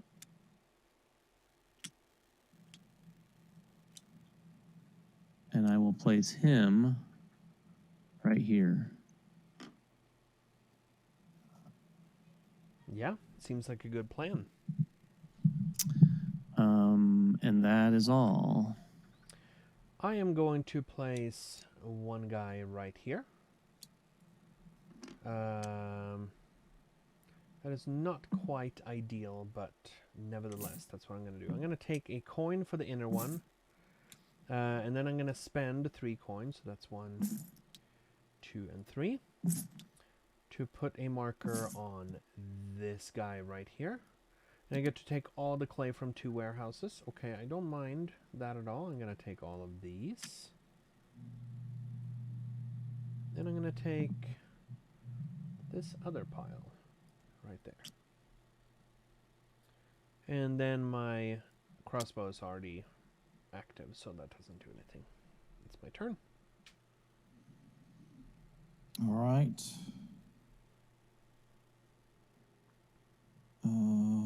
See what he does again. They're saying in the chat that there were plans to go to sleep, but this game is so fun to watch. So really appreciate that you guys are. It's the hanging out people here. playing, everybody. It's not the game as much as it is the people playing. Right. I'm just kidding. Actually, I gotta say, Rainer, I like a lot of your games, but this one is doing it for me. This is pretty cool. Yeah, this is one that I mean, I really like Nightmare Cathedral as well. But I did too. That's not my style of game though. This right. is squarely in the medium weight Euro space. Yep. And yeah, definitely, I don't think it's medium to heavy. I think I wouldn't say medium to light. I would say it's right there. Yeah. Yeah, most of the actions are fairly straightforward. Like once you get what you're doing, it's like, okay, well, you just do it, right? But there's still a lot of decision space for you. Yeah. How many different scoring tiles are there? Do you know? So we are using currently 5 of them. There are 7 left, so there are 12. And they basically, they're variations of everything that you'd expect it to be. So. Expect. Hey, I'm going to pay... Let's see, what's the halberd do? Halberd guy is...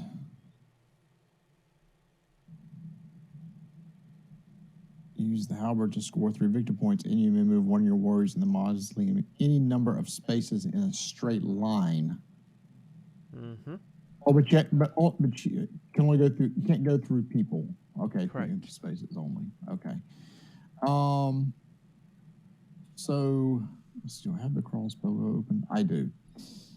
I'm going to actually do another crossbow. I'm going to flip the crossbow ability. And I'm going to grab one of my bases out of here, and I'm going to put it right here. Yeah.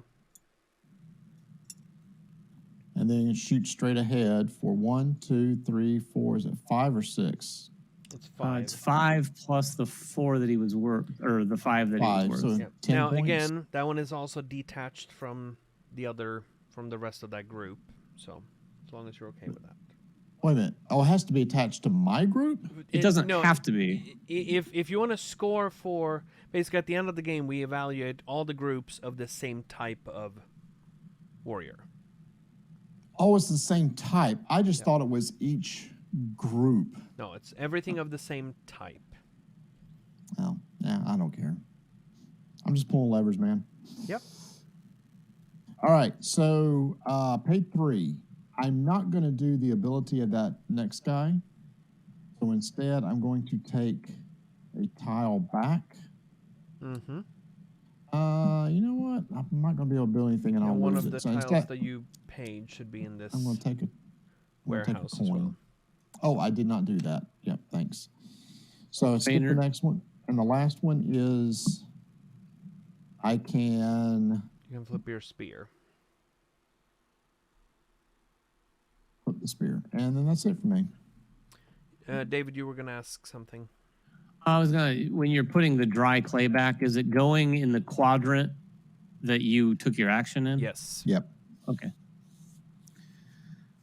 All right. And also on that final that group scoring that you're talking about, if I understood that correctly, what would a third crossbowman do for him there? Well, so every crossbowman is worth 1 point per player that is in that group.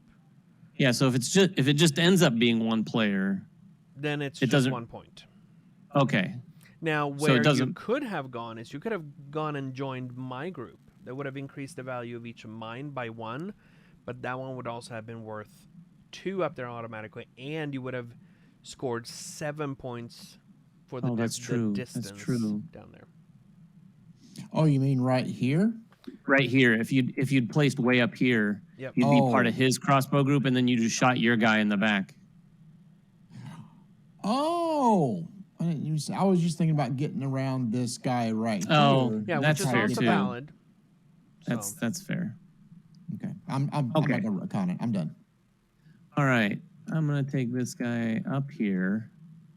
Rainer, are you often sort of wasting actions a little bit? I guess that depends on how much you prioritize doing well versus not. Wow. I'm gonna spend 2 I'm coins. wasting actions. Rotate. I mean, the reality is that it's very, very difficult to always use all of them, because sometimes there's a more optimal placement that requires that you forego. Either you take clay or coin for one of the 2 inner ones, or you don't do the outer one, right? So I spent 2 so I could rotate. And remember, the second ring is E or Q? Inner one is E, the outer one is Q. All right. And I'm going to place this guy here. And instead of this inner one for 4 clay, which I do not have, I'm just going to take a coin. Then that next guy refreshes all my weapons, right? I find this refreshing. I bet you do. And then I can actually build one of these people here. But you have to put a guy out and pay for it, don't you? Oh, you already have a guy there. I see. Oh, yeah. Yeah. So now I can build one of the specialist guys, right? Yeah. All right. So that's just going to cost me money. And the musician, remind me, he's going to do what for during me? scoring, 1 point to every player's warrior in the same row or column. Oh, okay. Well, I'm going to build me a musician. So that's going to cost me 2 coins. I'll set up here temporarily. And flip the spear. And build a musician. Does this make sense right here, Rainer? I mean, sure. You're getting 1 point and Marty's getting 3. Oh, wait. So remind me, how's the score? Every warrior that is in the same row or column will score 1 point. I see. Well, then I'm putting him right here. Mm-hmm. So this will give you 3 points and it will give me 1. Ah, I see. Your little horse there. So this would really be the only place that would give me just points, right? Yep. Oops, what the hell?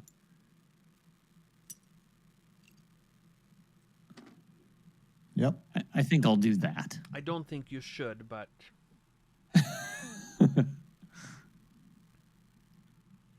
All right, I'm done. I need to do a certain action, and it is not available, and I cannot pay enough money to make it available, so this is a real bummer. Not a fake bummer, it's a real bummer. Genuine. Yeah. I am going to do this right here. It will give me 3 coin and 2 clay.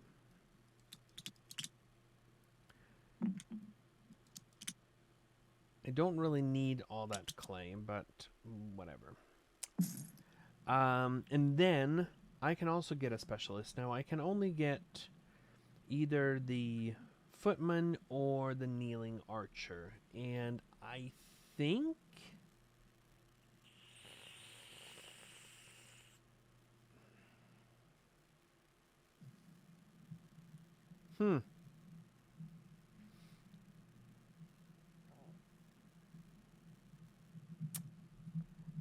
Indeed. We're going to do the kneeling archer.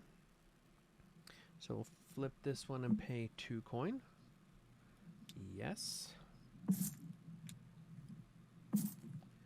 And this kneeling archer is going to go right here.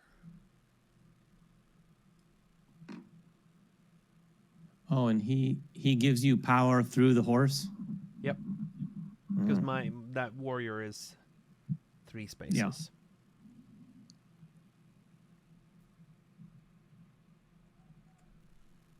And that's my turn. All right. So we are going to take this guy, and we're going to go right here.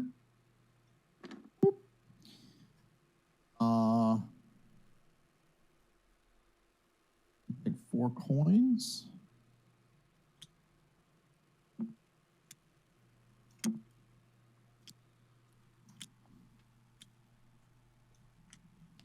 Okay. The inner one is if I take, where is it?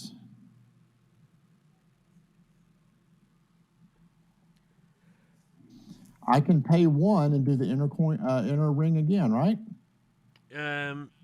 Not pay 1. You'd have to put out your.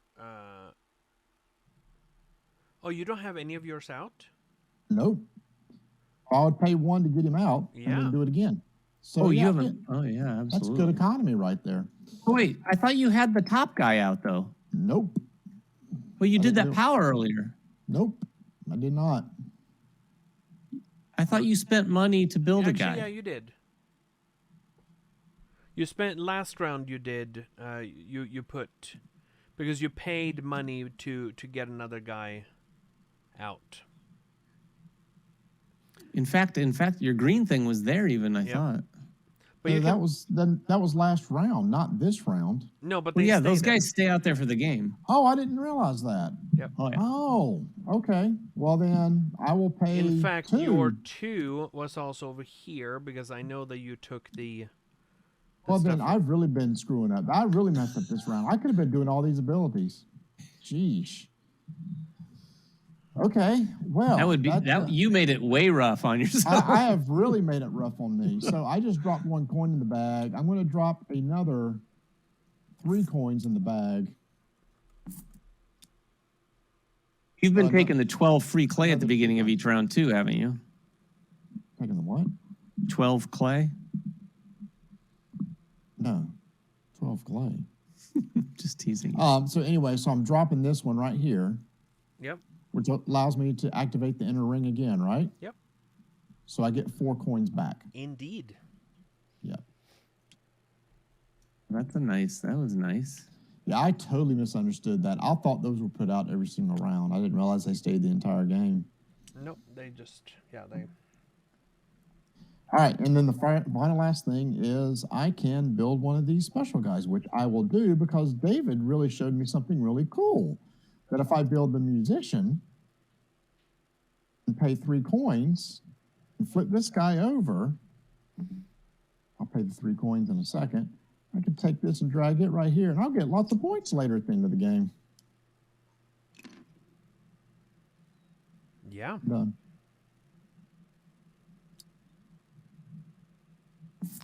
All right, and that's everyone's turn. So we're going to evaluate this inspector. I'm the only one in that area, so I'm going to get I forgot 7 about points. the inspectors. You know what? I'm okay with you forgetting about that. Oh, what did you get? What do you get for the inspector row? It's 7 for if you dominate, Yeah. and 3 for presence. Okay. So you're going to get the same over here. You're going to get 7 points for that soldier. So you don't get the presence. If you just get dominance, you Correct. just get dominance. Okay. Yep. All right. Now we're scoring. So basically, score your own. Every warrior that you have in the same row or column as a musician, you're going to get points for. How many points? 1 for each of them. So I've got 3.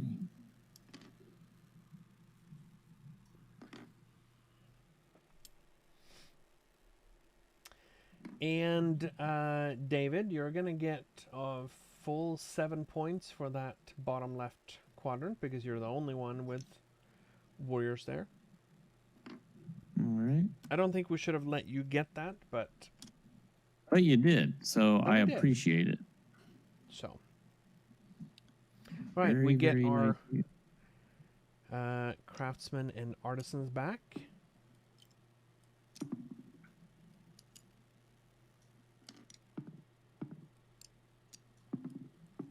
And then we get our surviving clay and coinage. And also this first order token goes back over here. So Marty, you're going to be first in turn order. Mm-hmm. So I get to prevent 2 of mine from going dry. That's good, I guess. So the dry clay that I have in my inventory just stays dry until I water it? That is correct. All right. All right, I'm going to take this craftsman. I'm going to put it right here. I'm going to make him an artisan. I'm going to get 2 clay. And flip over which one? The crossbow. I'm done. All right. Well.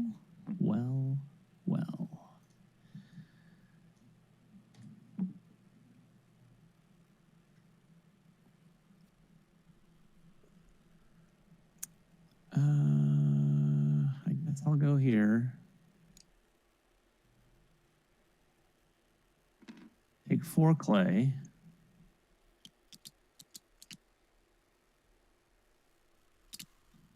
And then I could get that guy for 4 coins. I don't have 4 coins, so I cannot do that. So I could just take I'm going to take a coin.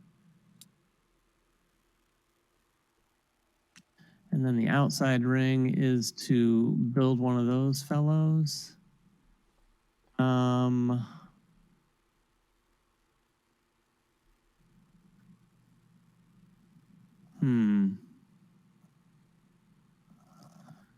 going to, so that costs 3 coins.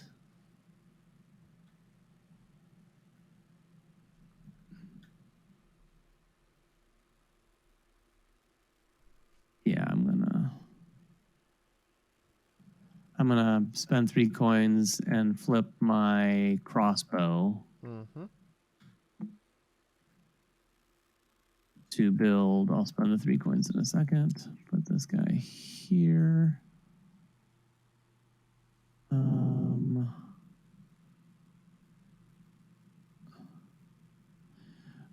The way that the sitting person works,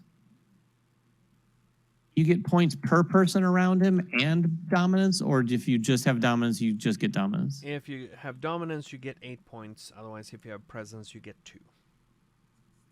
Okay. I will put him right here then.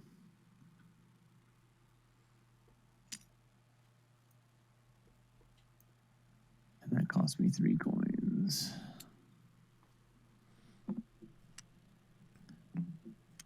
I'm done. All right. I am going to... Yeah. I think so. Why not? I'm going to go over on this lovely spot right there. And suddenly a whole bunch of clay that I have is all going to become wet. And then I'm not going to pay to do that again because that doesn't make any sense.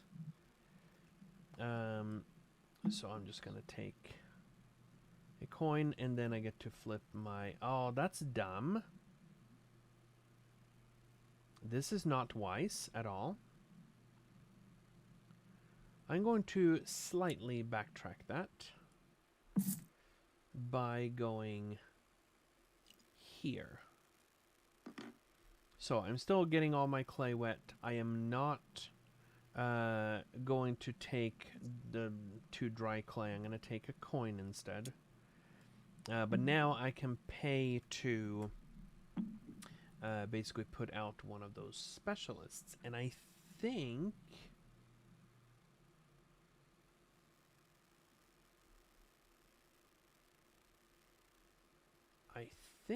that, I mean, the only one that I can do is that that footman. So that will cost me 3 coin.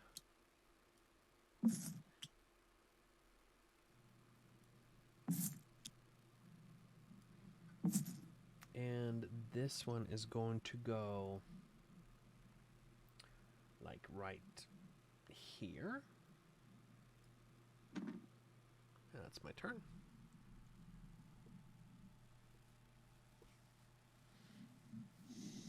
All right.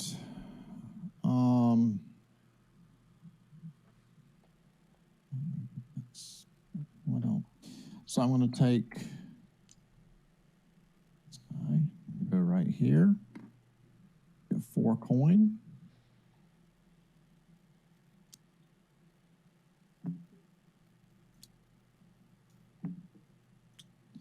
And then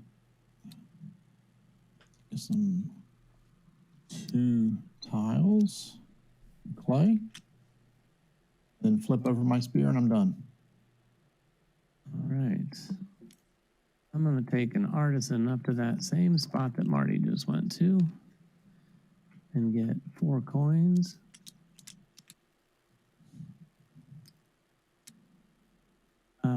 Two clay.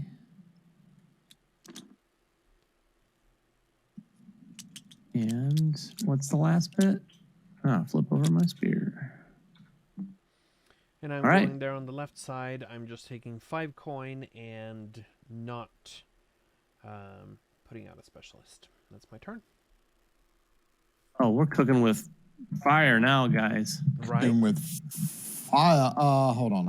Okay, I'm going to slow it down just a second. I need to see. Never remember what these guys at the bottom do, so I'm always referencing the master dudes. That's pretty good. Cost 4. No, but I get 3 back, and I've got 1 turn left. Yeah, I'll do it. All right, so pull back out, Marty. All right, I'm going to take my craftsman. I'm going to go here. Mm-hmm. I'm going to build, yes, a warrior. So I'm going to take all, let's see. So one goes in the quadrant. You got that one? All 4 of these will go back to the bag. I'll do that real quick before I forget. Stop it. Just going to put it back up here. This is a little supply up here, David, if you need it above those bags. And I'm going to build one of these guys. And I'm going to give you a base for him as well. Oh, yeah. Put it right there. Perfect. So he's going to score 6. And I'm going to activate him. Flip over my spear. So you get 7 points. 7 points and 2 coins. Yes, because you do need more coin. How much coin you got? Well, look at the next round scoring thing. Most coins. I just get points somewhere, and the last action is building something. I got enough coin to build stuff now, don't you think? I'd spend all your coin before the next round. You could also, if you wanted to, spend 4 to get that master that gives you 3 wet clay. Oh, that's what I was going for. Yes. Wait, how do you do that? Oh, I see. Yeah, it's the second action. Yep. Oh, which one is it? The top one. It's the top one. Yeah. I'm not going to. I think I want the one down there that you have at the bottom that flips everything. That seems really useful too. So in that case, you get a coin or a clay, though, if you're not hiring him. I will take the clay. Nope, I'm gonna take a coin. Coin's good. Because, let's see, then I can, because I'm going to spend that coin, because now I can build a specialist. And which one can I build? I can build either the kneeling guy or the other one. Yep. All right. Footman or kneeling archer. Yeah. So, I mean, in reality, that footman, because that means that you're gonna win 16 points at the end of the game if you place him over here. Right here. Yeah. Ooh, that would be pretty nice. So if I will, it's going to cost me 1, 2, 3, 4. So I put that right here. Not that guy, but the other one. Oh, sorry. Whoops. Oh, sorry. This guy right here. Yep. Yep. I can move him. Thanks. And let me pay my 4, and that's my turn. Sorry it took so long. That's all right. All right, I'm going to spend 2 money to rotate things. Mm-hmm. And I'm going to see if I can remember this. It's Q for the outside ring. Yep. I will Q the outside ring. And then I will place my little guy. No, I'm actually going to place my big guy. That seems like incredibly rude. It's pretty rude. I'm not going to lie. I'm not what I'd call rude, but I am being rude right now. That is very rude. I'm going to build something for 2 little old clay. There's my 2 little old clay, and I'm going to build one of these guys here. And I'm going to build them right here. Whoops. Let me get a thing.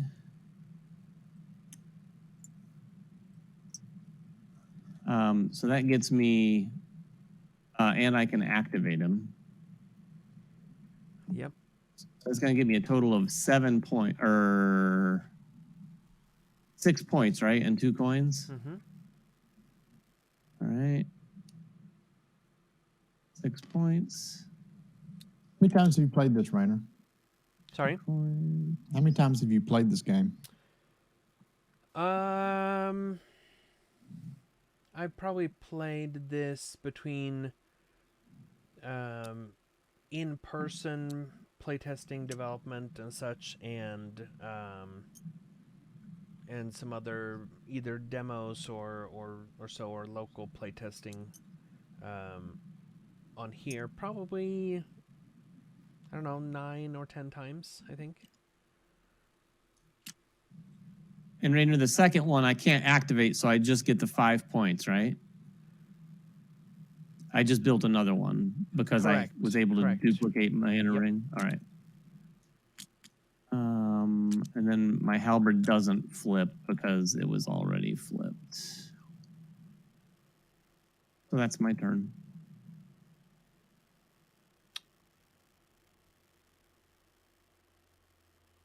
I feel like my rudeness is going to make you take your gloves off and start pummeling us. I mean, I am very displeased with that because that is the exact same thing that I was gonna do. So, however, we're gonna go here, and we're gonna pay some clay and such. One is gonna go here, and then I have to pay I three didn't more. pay my clay, by the way.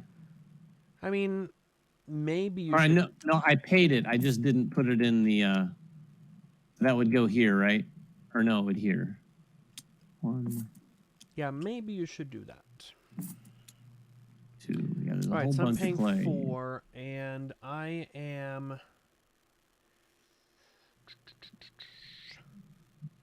Let's see how I do this.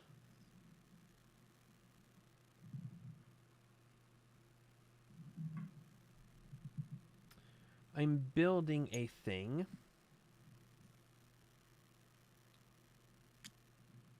Huh.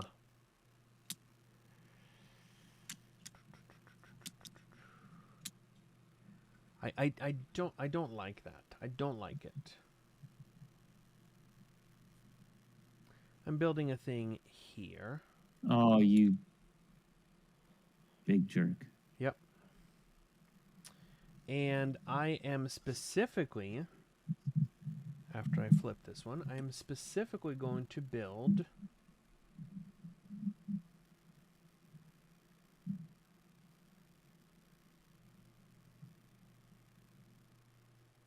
yeah. I'm specifically going to build this officer.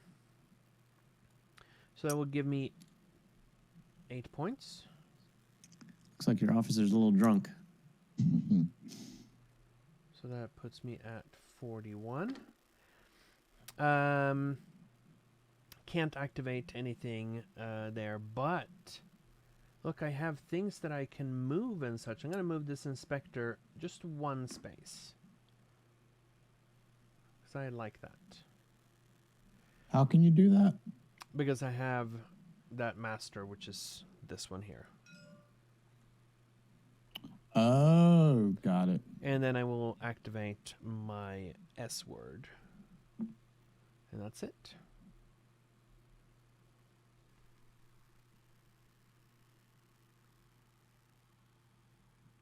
Nice. All right.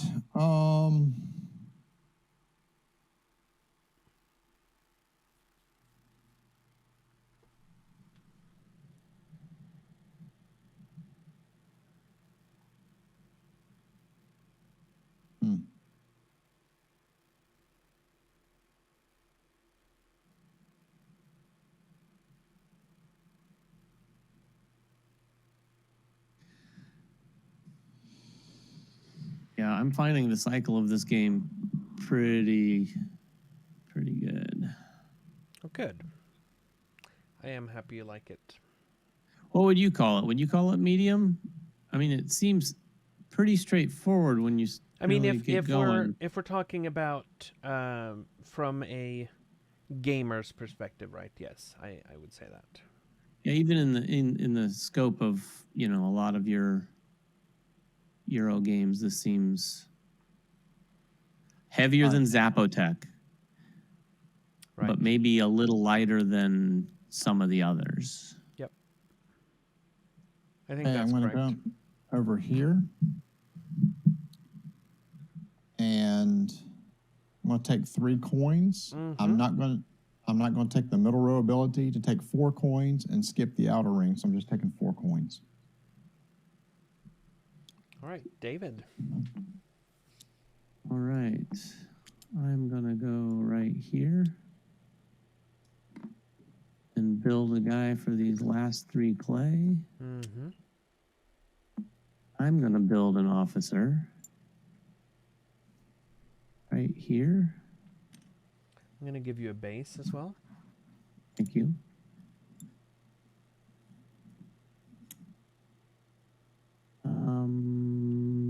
Hold on. Is that what I want to... Remind me, I mean, I'm building it next to your officer because that's going to give me a thing, right? It will basically... So now those are both worth 2 points during scoring. I see. So it's helping you a bit too. In that case, I'm going to actually put them. Whoops. Okay, I'm kind of messing everything up. I'm going to put them here.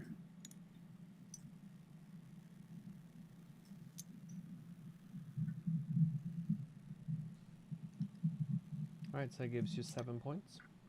Now, technically, if you're building there, unless you're activating its ability, you would be better off placing a guard. Because that'd give you an extra point. Oh, but what did I want? What was his power? What was the officer's power? Nope, that's why I wanted to do it. Nope, I'm doing an officer. Because I am going to activate him. Mm-hmm. And he uses the sword. Mm-hmm. I'm going to move this inspector back one space. Imagine that. That's the whole reason I wanted to do that. I'm also going to go to that same space. And I get a victory point for that as well? You sure Activating do. him? Okay. Oh, you're doing... Oh, you... I should have looked to see. I didn't even look to see if you had an artisan left. No, I don't. I don't have any of those things. I'm going to go build on this space right here. And I'm going to spend 1, 2, 3. And I am going to build... Is that the space where I'm building, though? That's the question. Maybe that's not where I'm building. Maybe I'm building here. Oh, did you built an officer, and then at the end of your last turn, you actually were able to refresh your sword in the same turn? Yep. Oh, that was nice. So I'm building there, and I'm not going to use my sword. Oh. That is how nice I am.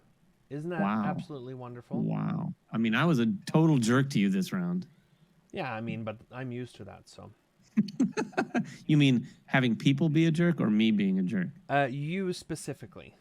Okay, excellent. Yeah. That's I get 2 coin, but I'm immediately going to spend 3 of those coin and my sword, because we're going to put out one of these horses. And that horse is going to be rotated a bit, and we're going to set him right here.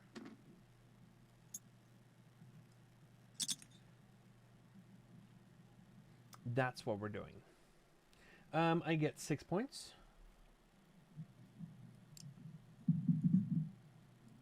And that's the end of the round, so now we are scoring stuff. So this inspector here, I get 7 points, and you get 3. And by you, yes, I meant David. Me. This one moves forward. Then we are basically trading places. You get 7, and I get 3.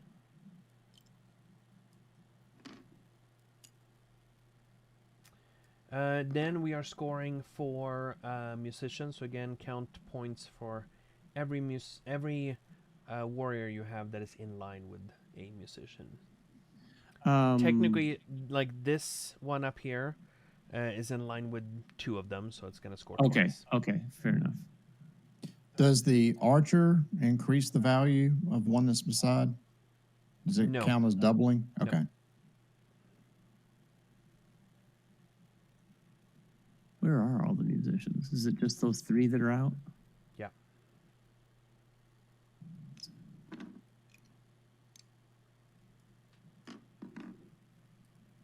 I get 9 points. Is that correct, Rainer? You get 1, 2, 3, 4, 5, 6, 7, 8, 9. That is correct.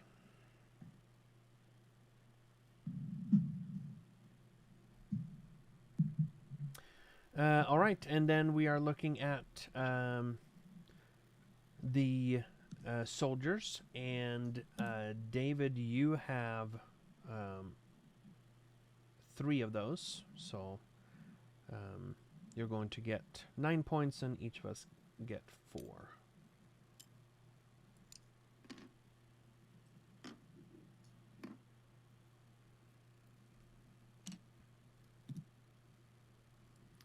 And we are now going to round 4. And who got first player? Marty kept it? Yep.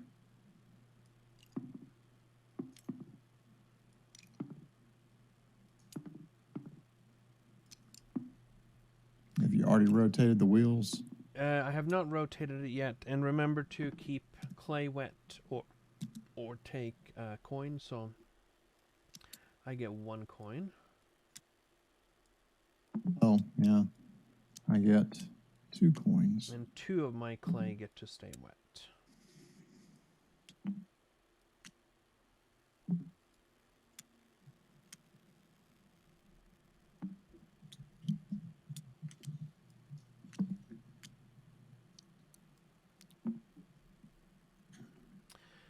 And Marty, it is your turn. Yes. We have been very aggressive when it comes to all the specialists, actually. We built a lot of those guys. Oh, really? Is that how? That's uncommon? It's a little bit... I mean, it's not uncommon that you build them because they are useful, but the fact that we're now entering the 4th round and we've built almost all of them. We haven't built... It's more common that you build more warriors. The fact that we haven't built any of the guards, that's unusual.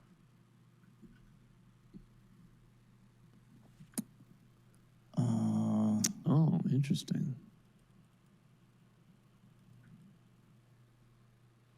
Yes, you are right. I missed a dry clay in a warehouse. Do you know which one it was? Just type that in the chat. I think it was the bottom left one, right?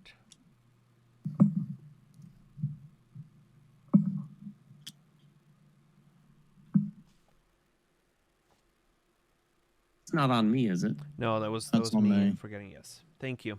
Okay. Where is that guy? Of course, he's right there. Shoot.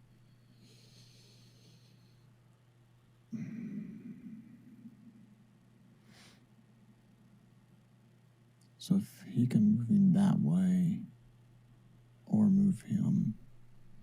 No, I need the wheels to go the other way, not the way they're going to go. That's, you know how many times I that must be part of their design, because I've said that same thing to myself like 3 different Well, times. I'm getting ready to waste this stupid worker, but I guess it's going to happen.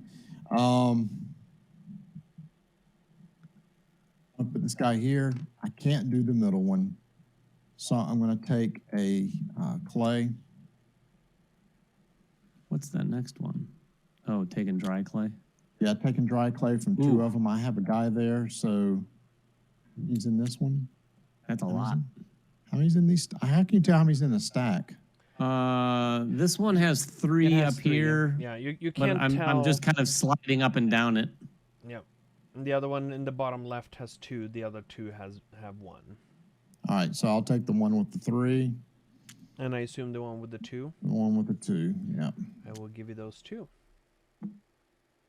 All right, and then flip last your spear. thing in there is flip the spear. I'm done. All right. Well, I'm going to go here and take 6 money. Yeah, I think you should. Hey, Steph, thank you for the raid, and welcome everyone who is joining us right now. I am joined by David from Man vs. Meeple and Marty from Rolling Dice and Taking Names. And we are tackling Terracotta Army, which is a, if I may say so in my biased opinion, a delightful game that is coming out this August, designed by Przemysław Fornal and Adam Kwapinski, and published by Board&Dice. And thank you for the following as well. Really appreciate it. I am done, Rainer. It is your turn. I couldn't do the last bit of my action. It is my turn. Oh, you're gonna be so happy right now. So happy. That sounds like sarcasm. No. I really mean it. Like just look how delightful this is gonna be. I'm gonna pay 2 coin because I have nothing better to do with that coin. I'm gonna be mildly disappointed. Mildly disappointed. And it's the fact that I'm going to rotate... No. Q. Okay, I rotated too much. That's where it should be. And I am placing... I wonder if I should do what you did. That was so much fun when you put your artisan and blocked me and stuff. That was so delightful. But you're not going to do that. I'm not going to do that, no. I'm going to go there and take a wet clay. And then I'm going to activate this one so that all my my weapon tokens are activated. And then I'm immediately going to pay 4 coin because I have enough. I do not care that we are scoring coins this round, apparently. And I'm going to use my newly activated sword token. And we're going to place this last horse. And this horse is going to go up here where this officer is at. So, Oh. isn't that nice? I mean, now suddenly those officers are connected. Oh, that's fancy. That is fancy. I was really happy. That means dominance for you right now. It does. Right now. Right now, yes. Steph says that she loves this game. I gotta say, I'm somewhere between what you said, delightful, and love. Like, I hate to say love after like mid first game, but Right. I'm liking it a lot. And yes, So it's on. Chopper Dan, this is scheduled to be a Gen Con release in August. So, Oh, and what you that's see here awfully far away. is very close to final. Basically, Arch is final. This is what the miniatures are going to look like. One thing that is not final is that this board here on the side where we are taking the miniatures from, that is going to actually be a holder so that they will be stacked face down in it. And then on the side of that box, it will show all their abilities and such as well. That's cool. Is it on Marty? It is. Oh, it's back to me. I apologize. All right. Well, you know what? I got a bunch of dry clay that needs to get wet. So we're going to go right here. And I'll be taking 2 more coin, flipping them all. And then that one particular token I have is already flipped. So basically, it's just to get all my tiles wet. I'm done. All right. And to answer the question in the chat, the Essen release is Tiletum, which you'll be hearing more about that later. Right now we're focusing on Nightmare Cathedral, which is going to GameFound March 28th. And of course Founders of Teotihuacan, which is coming out beginning of April, as well as Terracotta Army, which we are playing now, which is our August release. Now, David, you have played Founders of Teotihuacan. Have not. I have. You have I not? haven't. Okay. Ryan has played it. I have Okay. not yet. Marty, did you get your copy yet of? I have not. I'm not even sure. I haven't even read what it's really. It's a tile laying game, right? Yep. I've not seen it yet. Polyomino, All right. you have action discs basically that determine the strength. The more of the discs trying to stack, the more I just higher spent power $2 place to buildings and so rotate. forth. How long of a rotate. game is it? It's about, with 4 players, you can knock it out in about an hour. Oh, that's a perfect length game. I think that's good. I like you guys coming out with games like that that are in that 60 to an hour and 15 minutes Yep. sweet spot.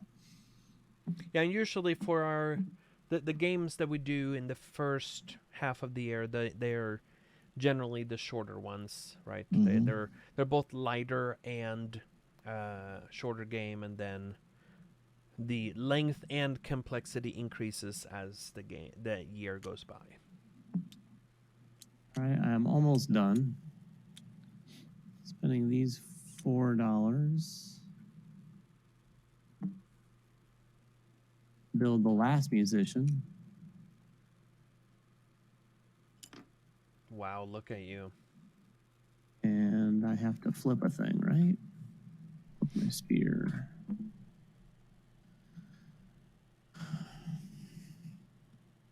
It's like a duet in there. It's like John and Paul in there with the horses riding yesterday. Or John and Yoko. John and Yoko. No, I think that's just the horses you're hearing. Oh, wow. That's fair, though. Well, I mean, have you heard of Yoko? Oh, I've heard her. I've heard her, yeah. By the way, the Beatles documentary on Disney Plus, I really enjoyed it. It's a bit long, but it's fun. No, I did not forget. Okay. So it is my turn, right? Oui.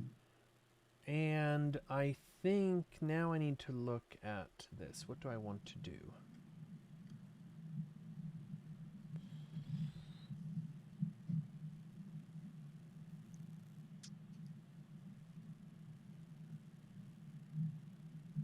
Yeah.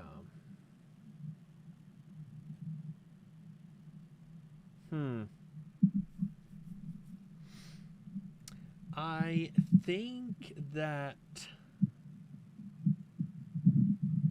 that is the correct answer. So I'm going to do the opposite. Yes.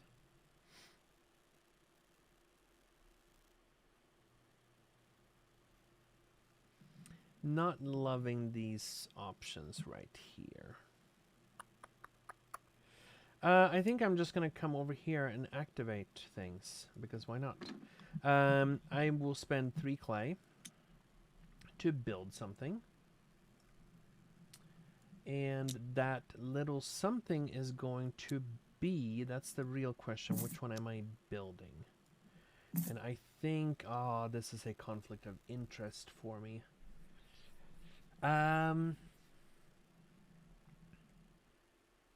I really want to build an archer, actually.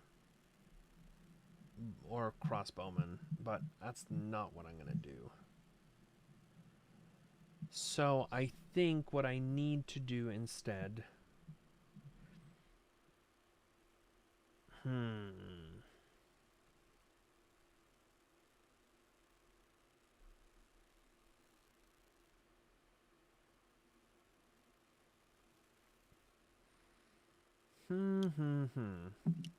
I think I'm going to build a...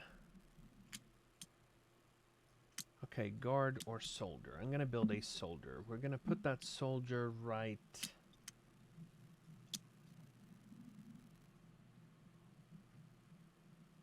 right here. Right there is where we're going to put him. That is... oh, he's falling again. I am going to get 5 points for that. I will activate the ability as well, which will give me another point. So that's 6 points plus 2 coin.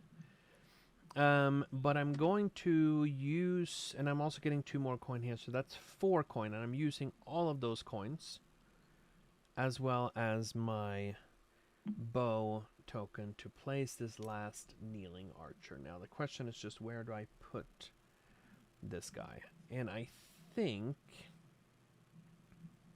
is there a place where I can get a little bit more out of him? Right now I have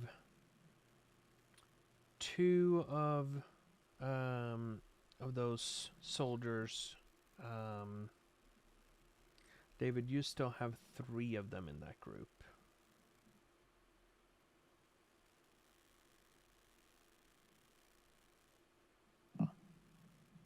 So I think we're going to do... oops, not flipping like that. We're going to do this.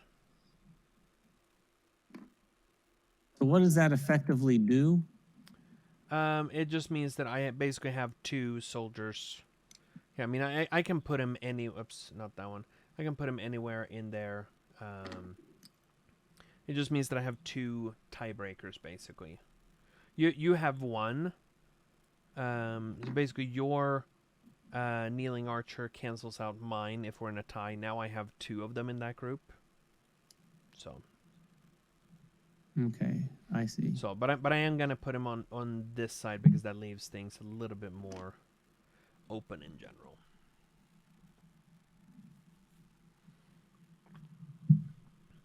And that's my turn. All right. I'm going to go right here. And I'm going to spin 3, this stack of 3 right here. Take them up there. Pull out a base. And we are going to build a guard. Put it right here. Put it right here. Put it right there. Mm-hmm. I will activate the halberd for that ability. Nice. For 3 Which extra points. 3 extra points, and I may move one of my warriors, but I'm not going to. I just want to do the points. So that's going to be 11 points. Indeed. That goes up to 46, plus another 3 is 9. If I go to the inner row, that says, hey, repeat the other row again, because I have that guy down there. So I will spend another 3. I will do the exact same thing and build another one of those right beside the one I just built. I mean, that seems like a good plan. I cannot use his ability again, but I will score 7 points. And that is my turn. Now, I do appreciate that you put a purple base, Yeah. but yeah. I am so used to playing purple. It's so funny. All right. On me? Yep. All right, I'm going to go right there. Take 4 clay. Whoops. 4 clay. Then I am going to... Oh, do you mind if I shift these up 1? I meant to go right there. No, that's fine. Spend $4 to hit this guy.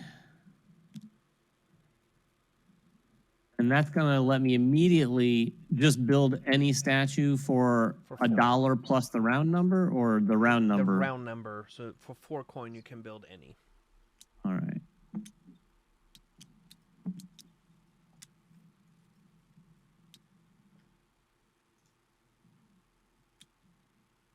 But I have all but my spear active. Oh, but I can't do the bonus action, right? Correct.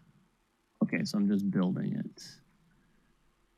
Do I get the points for it or no? You do not. Okay, so this is just for scoring and whatnot. Yep. Specifically for the whatnot. That's really what it's for. Just the whatnot. And you have to build the one that has the largest number of. Oh, what's that? That's the I guard. have to build a guard? Yep. Oh, okay, well, okay.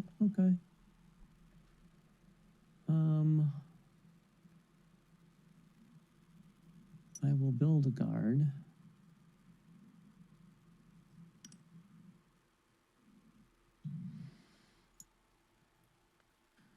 Only 2 other guards on the board. Yeah. I'll build a guard here. Whoops, I already got him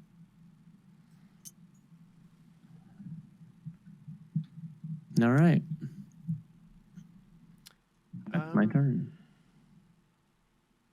I have no coin, no clay. I mean, I have 1 coin, but that's not great. I think Marty is getting the domination bonus for the coins this round. For the money? Yeah, I gave up on the money a minute ago. Can I have just 1, please? Thank you. Just 1.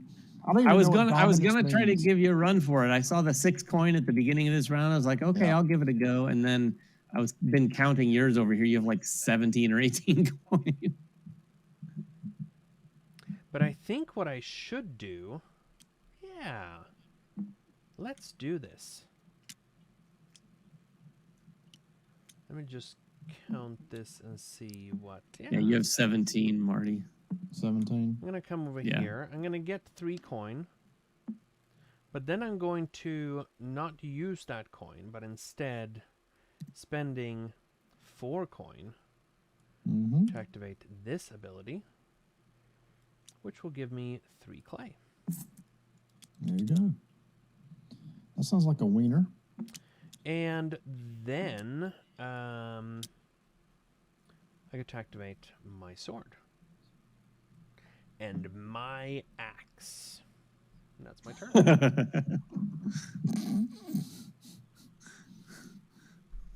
I get that reference.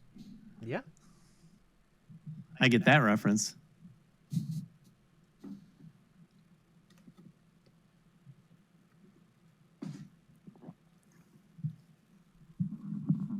Now, as long as you don't mess things up, Marty, then... Marty, don't mess things up.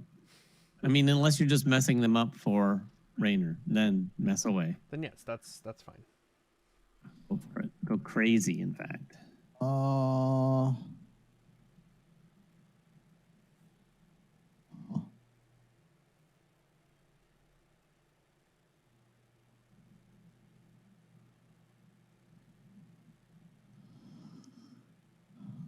Just looking at what gives. That one gives 4. They're getting ready to go dry on me.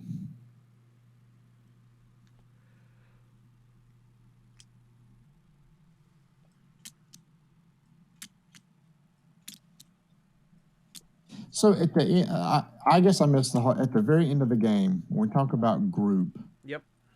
Is it a group of the same type of warriors or any warrior? It's same type. Every group of the same type is going to score. Every group of the same type. Okay, so.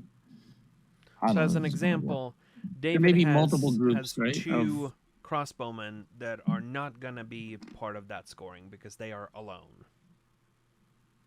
Which is this one here and this one. They are not part of any group right now, so they won't score. This guy is not part of any group, so he won't score. They will count for the presence around the footmen because we determined that first, but not when we're scoring the groups. Okay. So I will go up here. First thing I'll do is get 4 clay. I have to kind of wet next round. Then I will activate the ability of this one right here, the Master Builder, where I will pay 4 coin to put out somebody. Mm-hmm.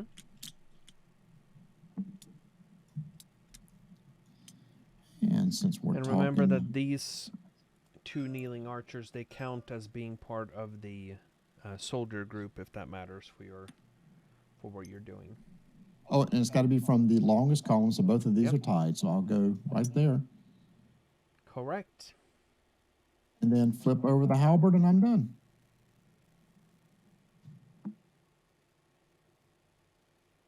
All right, David. All right. No one's taking first player, huh? Oh, it's all yours if you want it. I do want it. I'm going to spend... Let's see. I need to take survey here of the board. Wait a minute, how did I not take it? Oh, you should have. I should we've have we've rotated. Unless it was rotated. Yep. Unless it was. Oh, it was rotated. That's why. Yep. Okay. Yep. So I could do that. And that last ability to build one of the specialist statues is pointless at this point, right? That is correct. Okay. Unless you have a second copy of the game, then that changes things. I don't want that guy. Sorry, guys.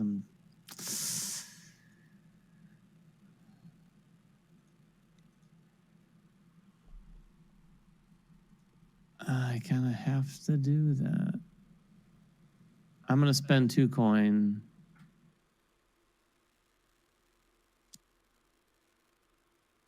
Oops. Rotate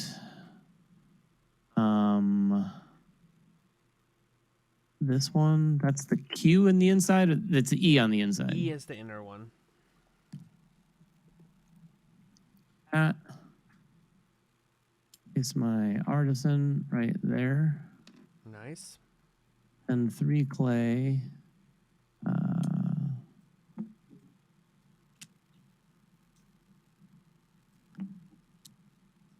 To build crossbowmen. I fear that, Rainer, you're going to destroy us in final scoring because I think Marty and I both still might not understand fully how our final scoring goes. Oh, I don't. I'm going to play. I'm pretty sure I don't either, Marty. I'm going to place this crossbowman right here. Yep, and activate him. And activate him for a total of 11 points. Is that right? That is correct. Nice.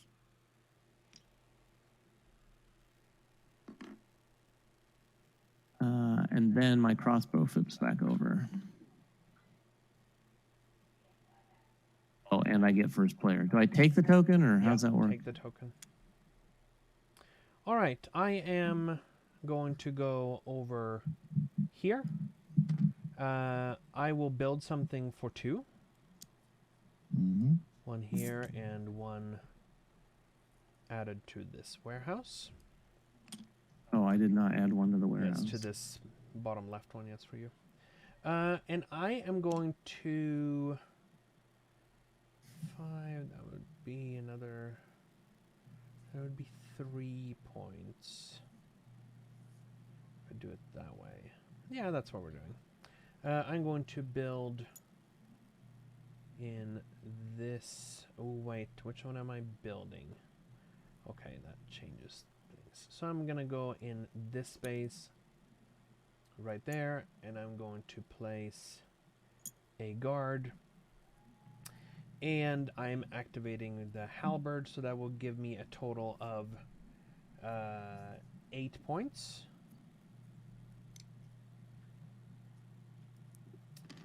And I can move another one in a straight line. Well, I don't have a lot of options for that. So I'm not going to do that particular ability. But then I get 2 coin. I'm happy about that. And that outer ability does not do anything, so that is my turn. And all right. We are scoring, we're scoring first this inspector. And David, you dominate in that row, so you're going to get 7. I will get 3. Then we're going to score the column over here. And let's see. I have 3. David, you have 3. And Marty, you have 1. Now, I have 2 of the kneeling archers. So that will break the tie. So I get 7. And both of you get 3.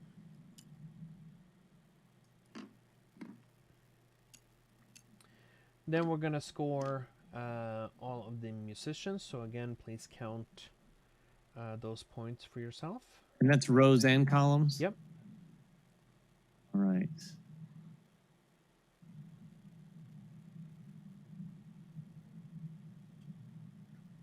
Yes, I think so.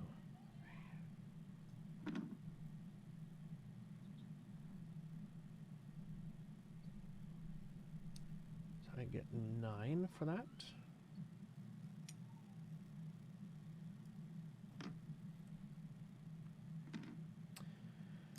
And then we score coin, and Marty, you are getting 11. I get 5, and David, you're not getting anything because you don't have any coins left. What did you get for that, Rainer? 5. Oh, I see. And we're now going to go into the final round, and David, you have the first player order token, so we're going to put that like that, and this time we're scoring for that middle column, which is already filled up, and which Get our guys back? Yes. And keep our clay and get our money. Yep. That is correct.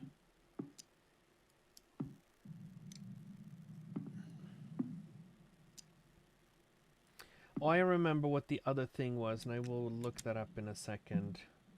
But there was one other thing that I was going to look up, and that's at the end of the game.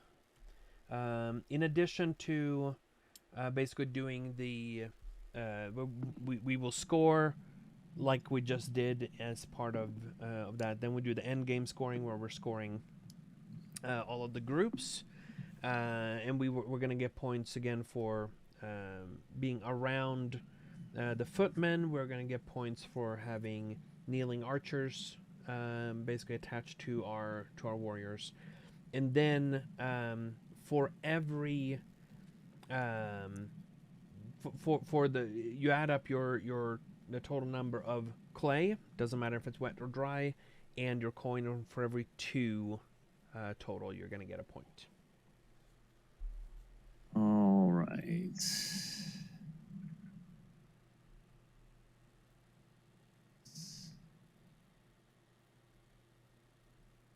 Officer.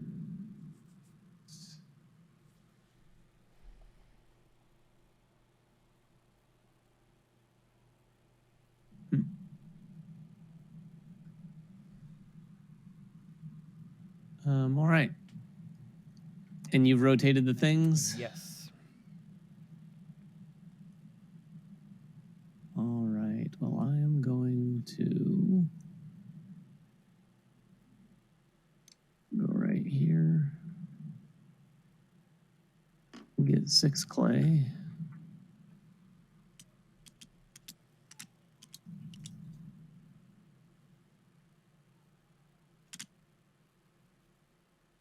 And the last thing is moot. Over to you, Rainer. Actually, it's Marty's turn first. Oh, how's that? Because he's green. Oh, is this the first time that's happened? Where we go, Or, yes. Yeah, I thought it was just always clockwise from whoever was won. Nope. That's what I want right there. So I'm paying 2 to rotate that inner wheel.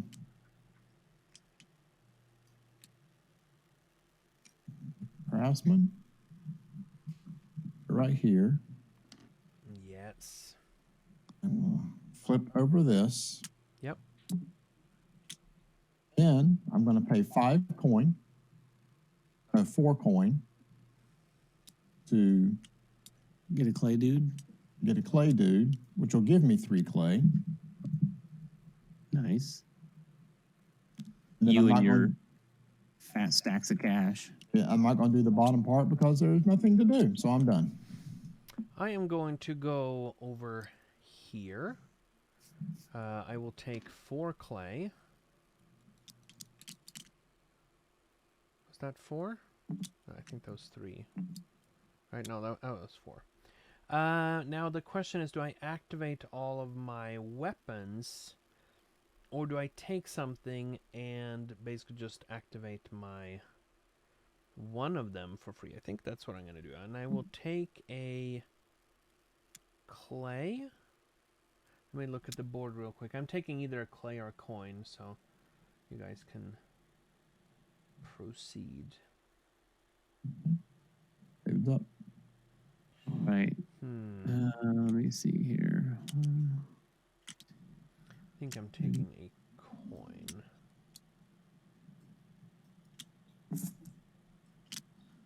All right.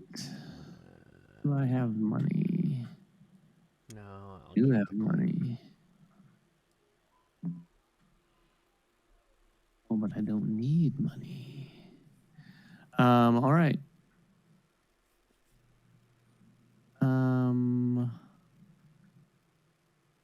I'm going to use my artisan here.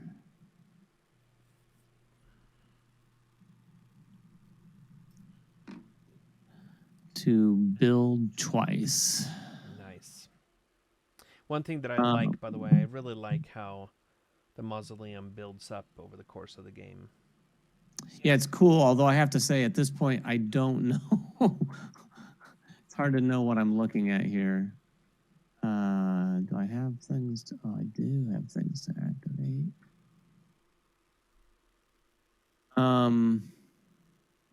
So when a group scores, you're going to get dominance, and then if you don't have dominance, you're going to get some for every guy you have there, or no? Let's do an example. Yes, scoring. please. So let's say that we are scoring. Let's take these the guards up here that we all have, right? So currently, if we were scoring right now, there are 3 players that are part of that group, because there are 3 colors of bases. So every one of our guards is going to be worth 3 points. So David and I, we both get 3 points, and Marty, you get 9 points. Okay. So that's just how much they are worth individually. Then we evaluate that group to see who gets the dominance points. Well, Marty, you have 3 of them, and David and I only have 1 each.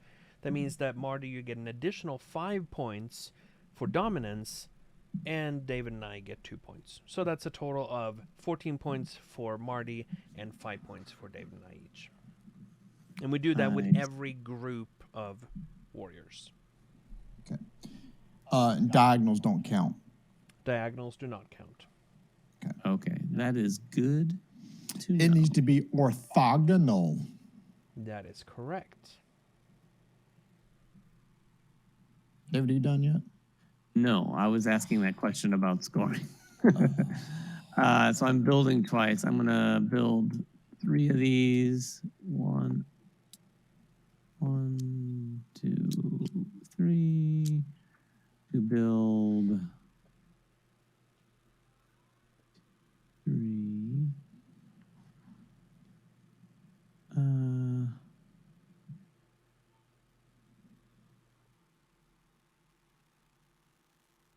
The officer needs the sword.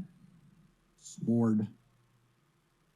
The officer, yeah. I'm going to build an officer. Ossifer. Right here. On that space? Yes, please. On this one, right? Yes, please. Yep. Then I'm going to activate that officer for 1 point, and to move an inspector back or forward. So I'll give myself 1 point. I'm going to move this inspector back 1.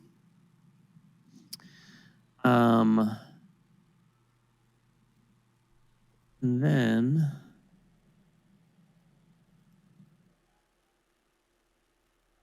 I will build another officer. 1, 2, 3. Build that officer right here. On this top? Yeah. Yes. But I can't activate him. Correct. Oh, but I do get points for... Yes, 5 points. I don't think I took 5 points for the first one. Or did you give me it? I did not, and I think I'm quite all right with that, especially because the first one should have given you 6 points. I took the 1. But that figure itself was worth 6 points. So you should have 11 more. Oh, my bad. Thank you. All right. And then the last thing is nothing. Right. All right. So I will go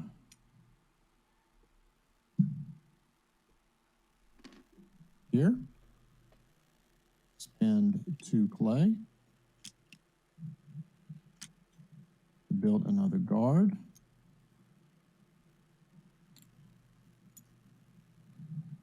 Drop that right there. Activate his ability. So the placement will give me, he was worth 5. And his ability is 3 points. Mm-hmm. It'll be 8 points total. So 5, 6, 7, 8. Then I can move somebody. I don't know if it makes any sense right now, but I'm not going to move anybody. And then the next thing is get 2 coin, and I'm done. Rainer, is first player token worth anything? It's a tiebreaker at the end. So basically, if there's a tie, then whoever is first in turn order wins the game. Okay. Otherwise, no, it's not worth anything. I think. Therefore, I am. So I'm gonna go here. I'm gonna spend 2 clay. Now, did you put one of your clay in that warehouse, Marty? I did not. I will go do that right now. I definitely didn't. And I'm building something, and I'm gonna build this delightful person right.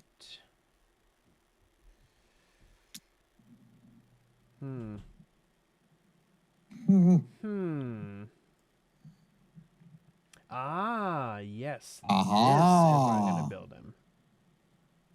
Because that is still part of that group because of the kneeling archer, and that will be an extra point for being lined up with the musician. I keep dropping them from... You got a bunch of drunk statues.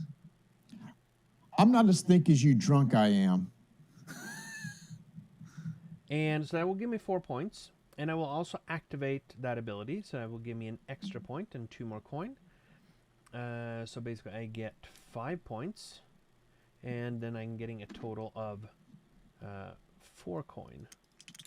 My really whole goal right now is just not to get lapped by David at this point. This is ridiculous. Well, there is a little known rule that if you lap another player, then you immediately lose the game. So. Oh, that's fine. Just hurry and pass me then.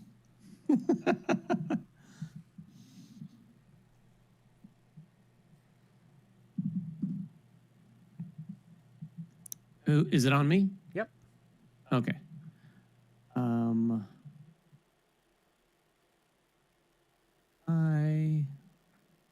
That one do. That's the red one. Oh yeah, I'll do that. But I have to use my artisan. I'll use my artisan to go here. Water my clay for the first time ever.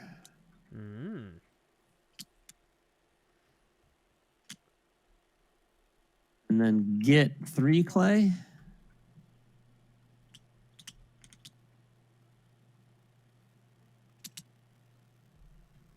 And then do nothing with that last action. Yep. All right. I feel like you should have some of those candies that you give out, Rainer, when you play this game, so that in the last few rounds, when that last action doesn't do anything, someone gets a piece of candy. We could do that.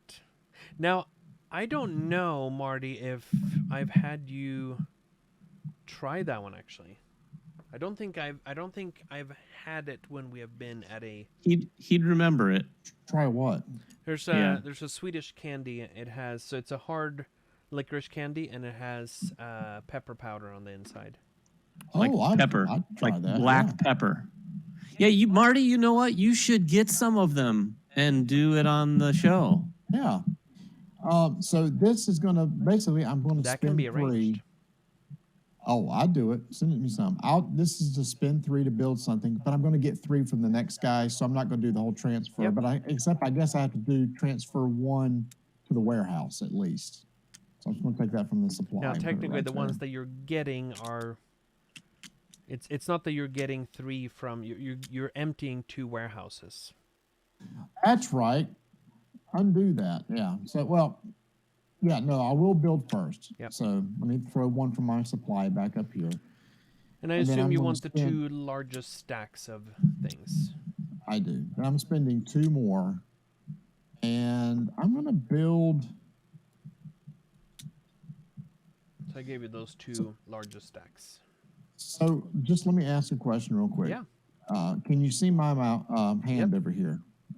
If I build another soldier right here, does he make this a group at that point? Yes. Yes. And I would have dominance in that group. No, actually, if you put right here, yes. This guy, you're right. He's currently not in a group. However, if you put him here, That one will be part of this much larger group because these two basically extend that group already. But you said, oh, but what if I put him here? But if you put him here, then yes, that will be, then both of them will be worth 1 point each, plus you'll get an additional point, so that would be 7 points for you. If you go over here, then you will get 2 points for 2 points basically for presence in that group, and he will be worth 3 points. In fact, both of them will be worth 3 points. So what if I put another guard up in here? What does that do? So every guard that you add to that group is worth 3 points. So basically, if you put a soldier here, that will give you 7 points, 5 for dominance, plus 1 point for each of them. If you put one here, in the space just above him, that's going to give you 2 points for presence and 3 points for each of them, for a total of 8 points. So you get 1 more point by being over in that space above this soldier. So is it worth more if I put a guard up here instead and extend this group? The guard would just be 3 points for you. Oh. So then I should put the soldier right there. Yes. I can grab a base for you. I mean, it will net you 1 point, but still. Well, and then what I'll also is activate the spear. Yep. Which will then give me a victory point and 2 coins. So he was worth 4 points. It'll be a total of 5 points. Yep. And a coin. But yeah, I need coin, I guess, for some reason. All right, so that was that. Okay, then I will get, you already got my wet tile, my dry tiles. Mm-hmm. And then I'm done. Turn was over. You get to activate your halberd as well. I did. Oh, my halberd? Mm-hmm. Oh, yeah. Yep, understand. Got it. Activated. All right, my turn, and I am going to go to... Yes, I think that's the...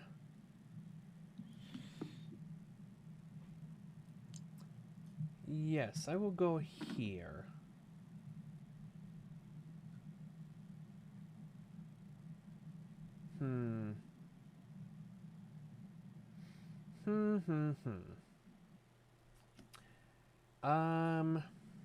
Wow, that's tough, but I'm still gonna do this. All right, so I'm spending 4 clay. There's no 3 clay spot. Nope, I'm spending 4 clay. One of them is gonna go down in that warehouse. And I'm putting out a figure, and I need to put something right here so that David does not try to add another crossbowman. So that will be 3 points. Plus that's good for me in general because I dominate that group. Then the next space lets me basically move one of the inspectors up to 2 spaces, and I think that I should do that. And that's not cool, then bro. I get to activate the crossbow, and that's my turn. What was it that let you move the inspector? It is this ability. That guy. I hit control. One of the few guys I don't have. Actually, it's the only guy I don't have. No, it's one of the few guys. Okay, well then. I think I'm going to go pretty straightforward here. I've got a little guy left, and do I have, I guess that one?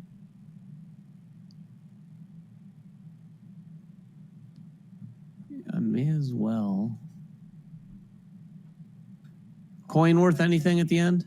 Every 2 between coin and clay is worth 1 point. Oh, okay. I guess it doesn't matter then. I'll just go here.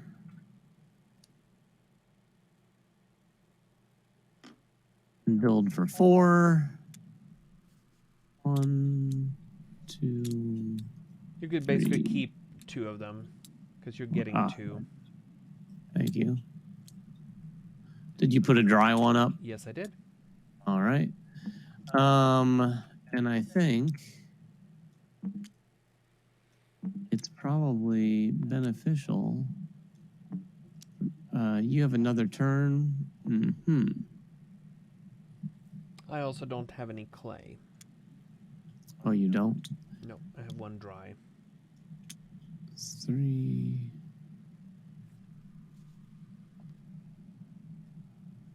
I feel like making love. Is that what you're gonna say? Feel like no, it's not what I was gonna say. Bad company? No, okay. I think I'm just going to wait. Does the officer? Do I even have a sword? Oh, I can't use the officer. No, I'm gonna build a guard and put it here, and that's gonna get me 5 points. Plus, I can activate the guard, which is gonna get me another 3. So 8. And then I can move what? You can move any Oh, I one of can- yours anywhere in a straight line. So. Through empty spaces in a straight line. I'm good. You would want to move this officer up here. Where? Why is that? Because Get him in a group. Because then Isn't he- so right now he right here, yes, he's gonna score for this musician. But if you move him up here, we are tied in that top row for dominance. Right now I'm scoring 7 points from that one. Oh, You're still I getting see. 3. I If you move him I up see there, what you're then you're just taking 4 points away from me. So see. Thanks, Rainer. How do I grab the whole thing? Oh, there we go. Plus, I still have the musician. correct. Thank you very much. That's not what I wanted you to do, but I figured. I appreciate, and I get 2 clay, and I can update my Yep, sword. and I gave you, or I mean, you kept the 2 clay, so. Oh yes, that's true. Thank you. All right, I'm going to spend 2 to rotate this wheel. Heckgummit. Right there.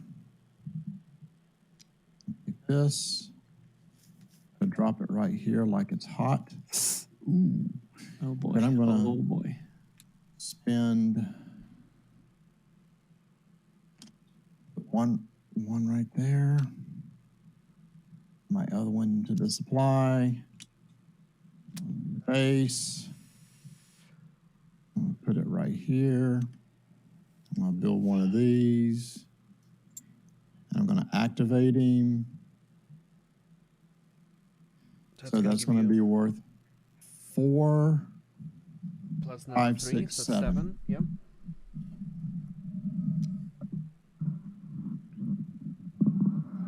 It's not bad.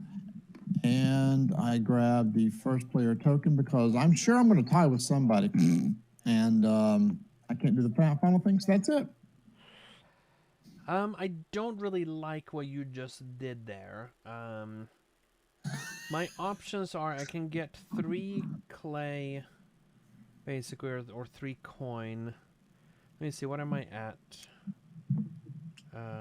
So okay, that's 2, that's 2, that's 2. So right now I need to get an even number of stuff. Even number is good for me.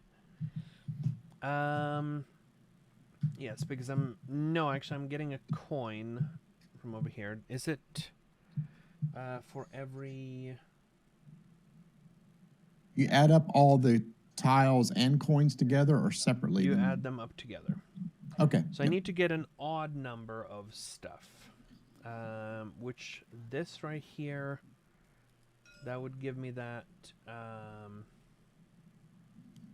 So with this space, I don't think there's a place where I can... I know I can't build anything, but I don't think there's a way for me to, even if I paid 2, I could get more. So I am just going to place this, because how many are in? Wait, there are 4 in that stack? Yes, there are 4, 5, 6. What's the space that gives me from warehouses? Then yes, I can. Okay, so I'm going to pay 2 coin to rotate this one. And I'm going to go up on that space. For the innermost space, I'm just taking a coin, let's say. And then nice. I am emptying this warehouse and this other one at the top, yes. I got it for you. Okay, thank you. And that is... That's it. That's it. So All right. now we're doing, again, we're scoring this inspector. And David, you and I are tied up there. So basically we are getting 3 points each. And then he would technically move here, but that will not matter. We are scoring this other inspector. And let's see, Marty, you have 1, so you're going to get 3 points. David, you have 3 there. I also have 3, but I have 1 more. Yeah, tiebreaker. Yep, so I'm getting 7 and you get 3. And then we are scoring the musicians. So basically, yeah, just count up your points for those.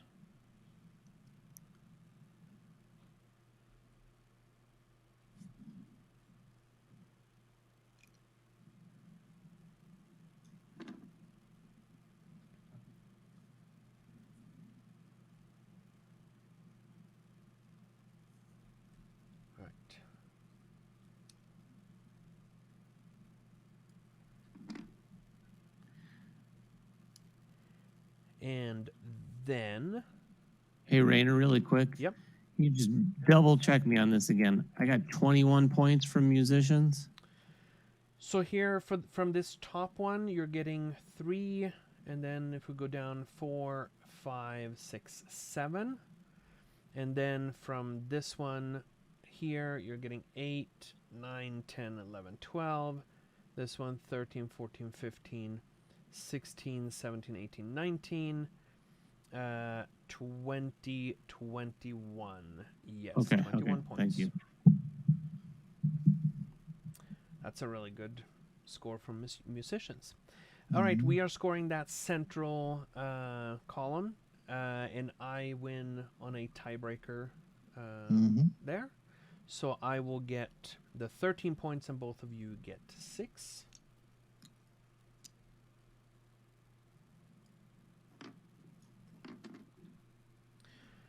And now we still get our stuff from the warehouse, or not from the warehouse, but basically from the coins and the wet clay. Coins and stuff, yes. Gain wet clay, but... Yeah, so basically I will get 1 coin, but that will still be enough to matter for me.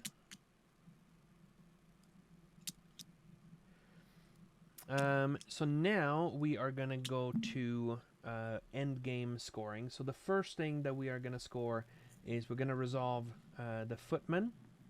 I'm going to start with this one down here at the bottom. And basically, David, you get the full 8 points for that one. And then that one can be removed from the board. This rightmost footman down here, Marty, you get 8 points for that one. The one just to its left, Marty, you get 8 points for that, and David and I both get the 2 points.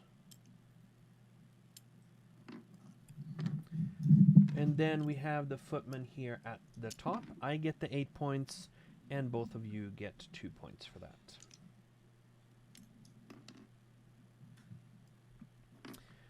All right, now we should look at any that are alone by themselves, and that's these 2 crossbowmen that will not be.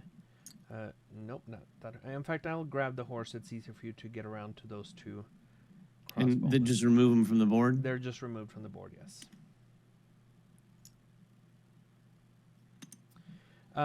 We might as well go ahead and, because it will be easier to score if we are removing things as we are scoring.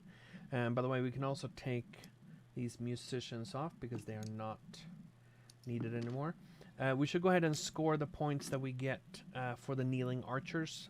Every kneeling archer that is attached to one of yours is worth 2 points, so both of you get 2 and I get 4.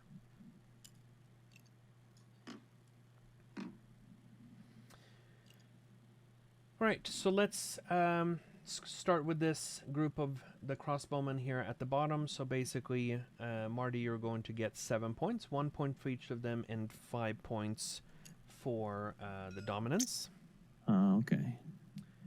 And then this whole group can be removed. Mm-hmm. We might as well go ahead and score this large group of soldiers.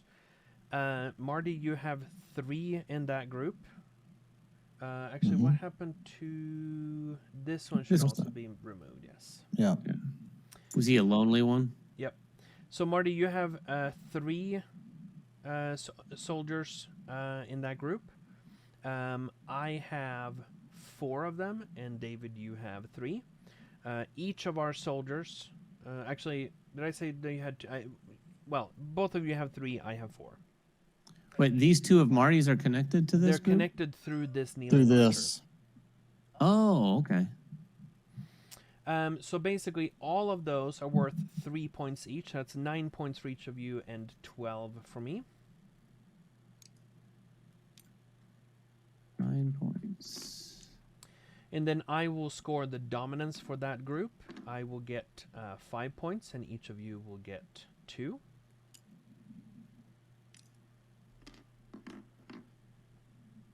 And then technically we can remove this whole thing.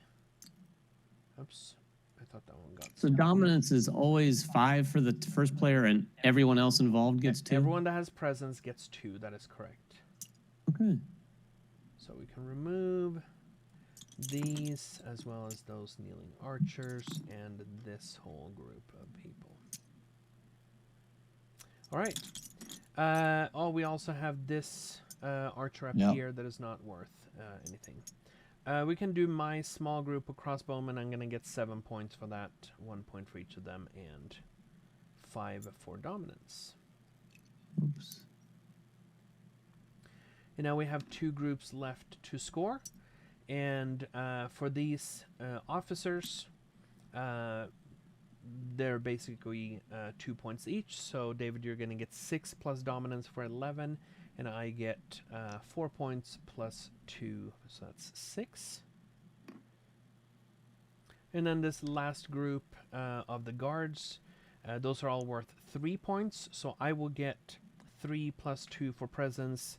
David, you're getting 6 plus 2. And then Marty, you're going to get 15 plus 5, so you're getting 20 points for that.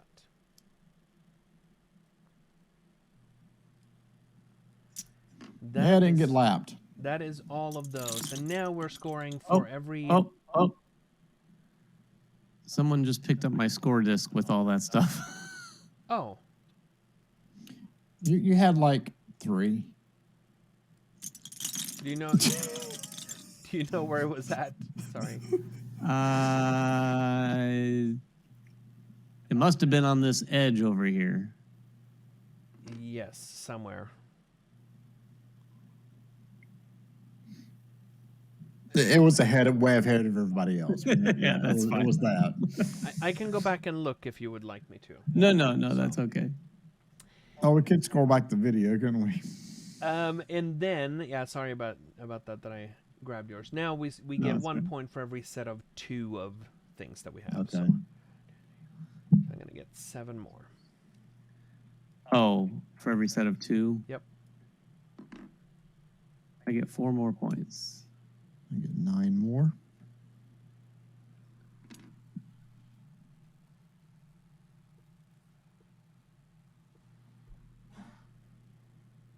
Is that it? That is it.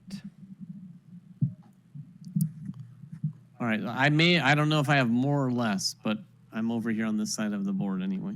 Yes. Let me see if I can look at. Oh, it's okay. It's all right. I just know that it's whatever it was plus 4.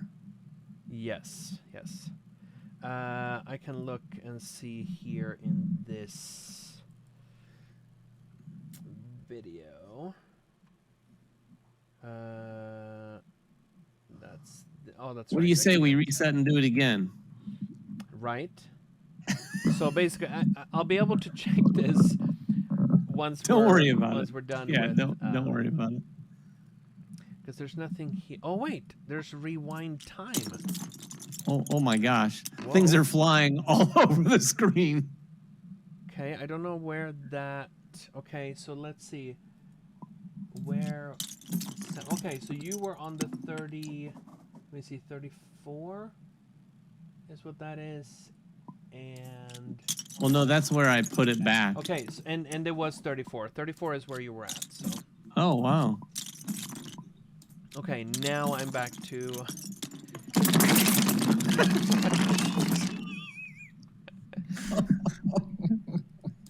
Well. Oh boy. So in any case, 238, right? Yeah. And I got 20 something. I think it was 204, 205, or something. Yeah, so I got like 100. That was good. 169, something like that. Yep. Yeah.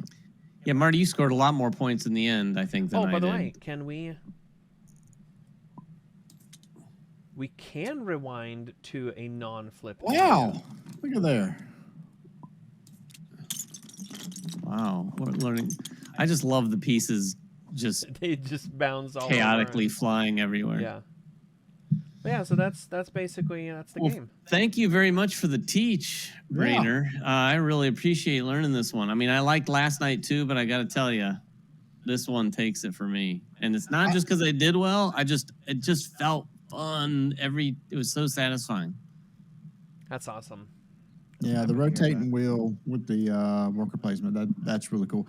Yeah. I still don't know. I need to read the rules to understand how all the grouping scoring worked at the very end. I feel like that's going to be one of those things that when you teach this game, people are going to be like, oh, wait a minute, what? How does this work again? Because you're talking about, depending on the size of the group, you get X amount of points per thing, but then there's this whole dominance thing, and you get points for being there or having the most. There's like lots of things going on within a group. So I would agree. I decided mid-game, I thought, okay, that end-game scoring is going to be something I actually set up an example for during the teach and say, here's how it goes. Now, with this said, Rainer, we're not criticizing your teach. It was a wonderful teach. Oh, no. But I would make sure that was very clear for everybody. Yeah. Let me just give one example here with this group that is set up here. Okay. At the end of the game, every figure in there, so every figure that you have there will be worth points equal to the number of players that are in that group. So there are 3 colors, 3 players. So your what are these called again? I just blanked. Officers. Officers, yes. Your officer, Marty, is worth. I could have hovered over it. Yours is worth 3 points because it's in a group that has 3 colors. Mine is worth 3, and then David, you get 6 points, 3 for each of those. So if it was only 2 colors, then each would be only worth 2. And in a 4-player game, if all 4 were together, each color would be worth 4. Yep. Or each so you could build your own little group by yourself. You're not going to get a lot of points per, but you'll get the dominance. Correct. Right. So after we've scored that, so again, within every group, we look at, okay, how many players have joined in that group, and that's how much each figure in that group is worth.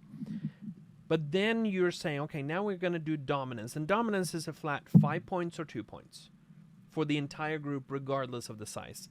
The scoring for being part of a large group that lots of players are part of, Like when you built, you know, this little group that you had up here in the top right corner. Every figure that you added there was worth 3 points because there were already all 3 of us were in that group. But then for dominance, regardless of the size of the group, you look, okay, is there a player that has more units in that group than everyone else? They get 5, and everyone else who's part of that group gets 2. But then you throw in the whole, I'm just thinking about teaching. Well, then you've got this horse, and it's extended, and it's all of this. Oh, and then you got the kneeling archer that copies this guy over here. Yep. It's that sort of thing. Yeah, there's a fair amount on there for sure. The kneeling archer in this case, so let's say that it was like this. The kneeling archer, because right now, when we're counting how much they're each worth, it doesn't change still anything. 3. Yeah, still 3. But now, David and I are tied for dominance. The only thing that this kneeling archer does is that it counts as one. Basically, breaks the tie in my favor, so I get the 5 points. Now, the other thing that the kneeling archer does is that because it counts as being part of that group, let's say that David had a piece over here, this one connects through because this kneeling archer counts as being one of the officers. Then I would win it. Correct. And that's really the purpose of the horse as well, right? The horse will just extend the size. Like, this doesn't change if I put this guy up here. That is still one guy. That is still one officer. He just happens to have a horse.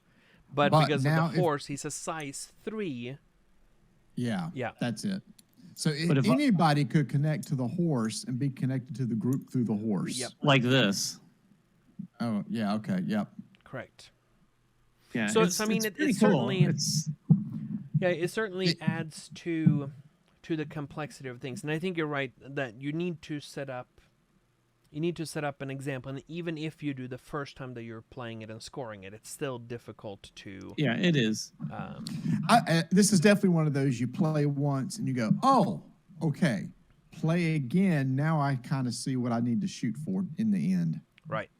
Yeah, and I have to say, you guys played a bit of a different game than me. I'd be interested in exploring some of the different strategies mid-game too, because I didn't do any of the dry clay. I only watered clay once at the end, but obviously there seems to be an engine that you could just go, okay, I'm going to get the dry clay guy, grab dry clay, water it, and that's how you get your clay instead of going to the clay spots. I mean, it's basically there are only 4 clay spots, and if those are taken, and basically 3 of them, they just give you 2 clay.